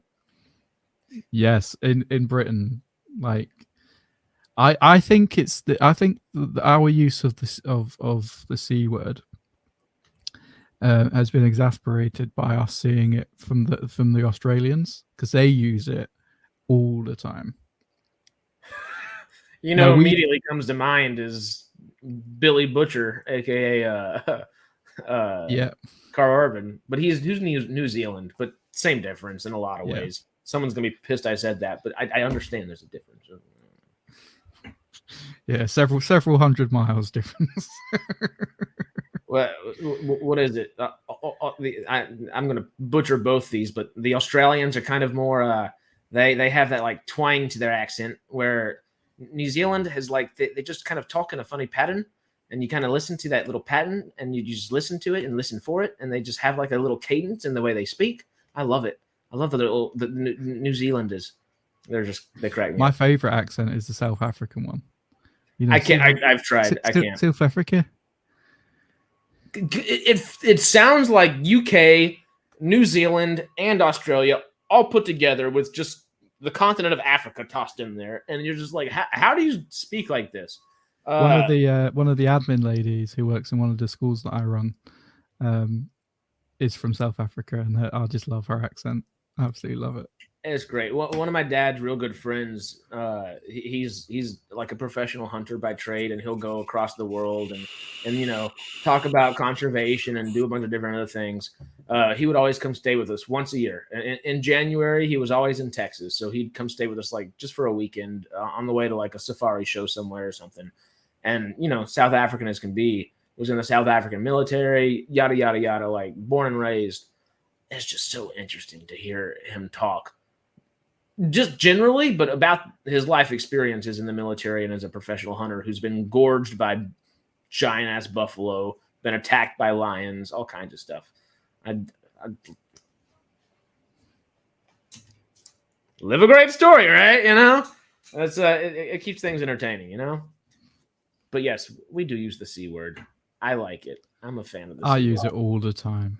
It's literally part of my work. I use it too much, and I work in a school. And it can be a problem sometimes.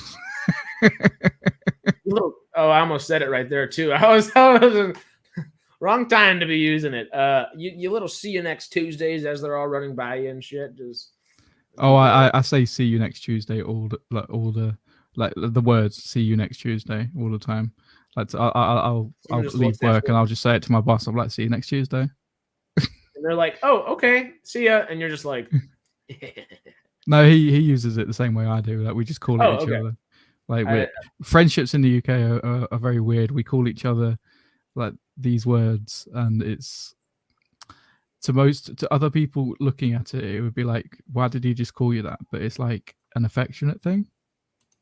Yeah. Like I think we can say it this deep into it. Obviously, I'm pretty sure I've said the F word plenty of times. When I don't greet howdy, which is like my YouTube version of saying that. If you watch Snapchat or anything like Chambers was saying earlier in the stream, like anybody that knows me, any room I enter, it's howdy motherfuckers, just always. And it's the same thing. I think like the C word or whatever is used the same way the F word is used in the US a lot. Yeah. They mean very different things and can be used very differently, but they tend to be used similarly, right? Mm-hmm. Nickel and dime bags.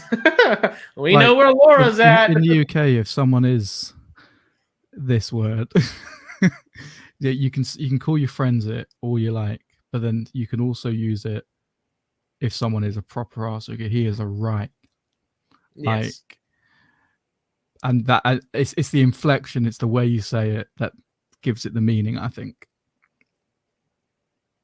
Oh God! So if you're like, shut up, you can't.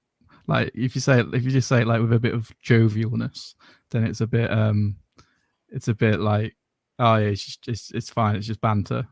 But if you're like, shut up, you fucking can't, then it's like, there's anger behind it, and it means something. The see you next Tuesday. I just started thinking. I couldn't remember what it was for a second. I was like, I know it's Charlie Hunnam, but he's talking in an English accent, his normal accent. So it's not Sons of Anarchy. It's not this or this. Have you seen The Gentleman? Guy Ritchie's The Gentleman? No, not yet. Oh, you'd love it. It's one of those movies that you just watch and you're just like, how is this good? Where did this come from? It's great. It's one that you should totally watch. It's not available to stream anywhere. I just bought it on Vudu, I think, recently. That service I can't use. I know, it's so dumb. But I've got to go in literally like 2 minutes. Okay. We'll end it after this. It's good. We'll end it with a see you next Tuesday. There's just a great scene. I don't want to spoil it or anything. Charlie Hunnam's character is chasing after some people, and he's trying to get something back from them. And they're kind of like, there's a bunch of them and one of him, and he's dressed all posh, of course. And he's like an English gentleman gangster at the same time, yada yada. And it's a bunch of street kids that are like, okay, we're gonna fuck you up, dude. Yada, yada. The guy, yeah, he's chasing him because he wants the phone, and he goes, "Oi, gun!" Yeah, just give me that fucking phone. And then they're like, no, and then he just pulls out the machine gun. The music just that beat drops. The music like stops going as fast as it was. And he goes, like, goes heavy. Stop fucking around, cunt.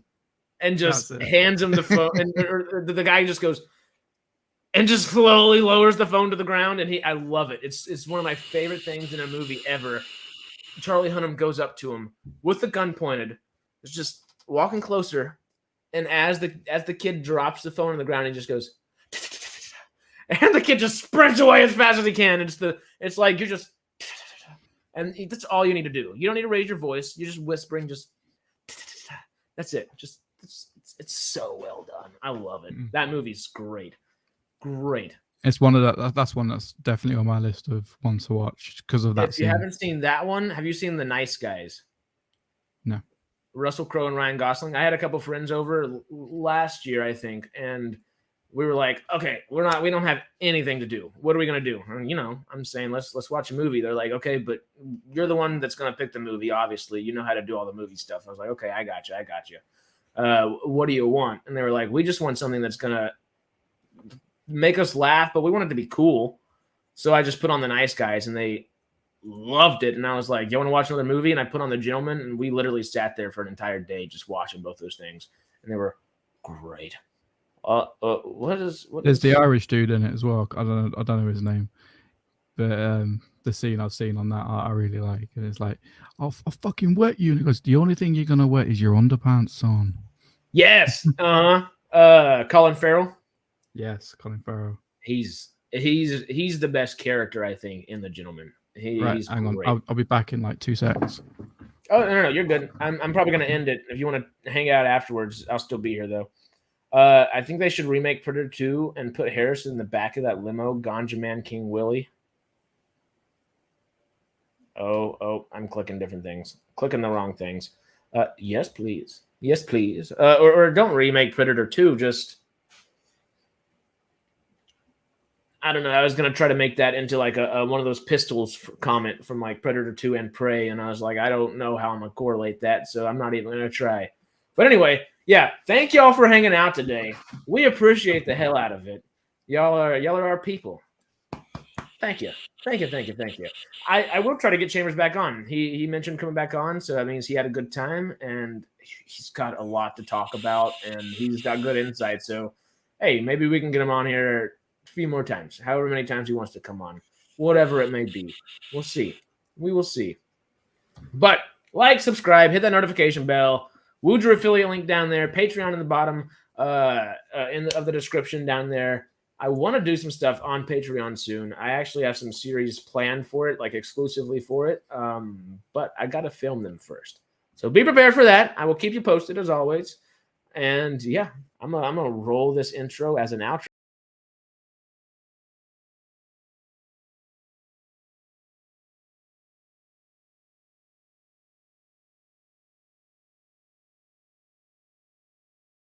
And because I just love the intro. But thank y'all again. We will see you bright-eyed and bushy-tailed in the morning.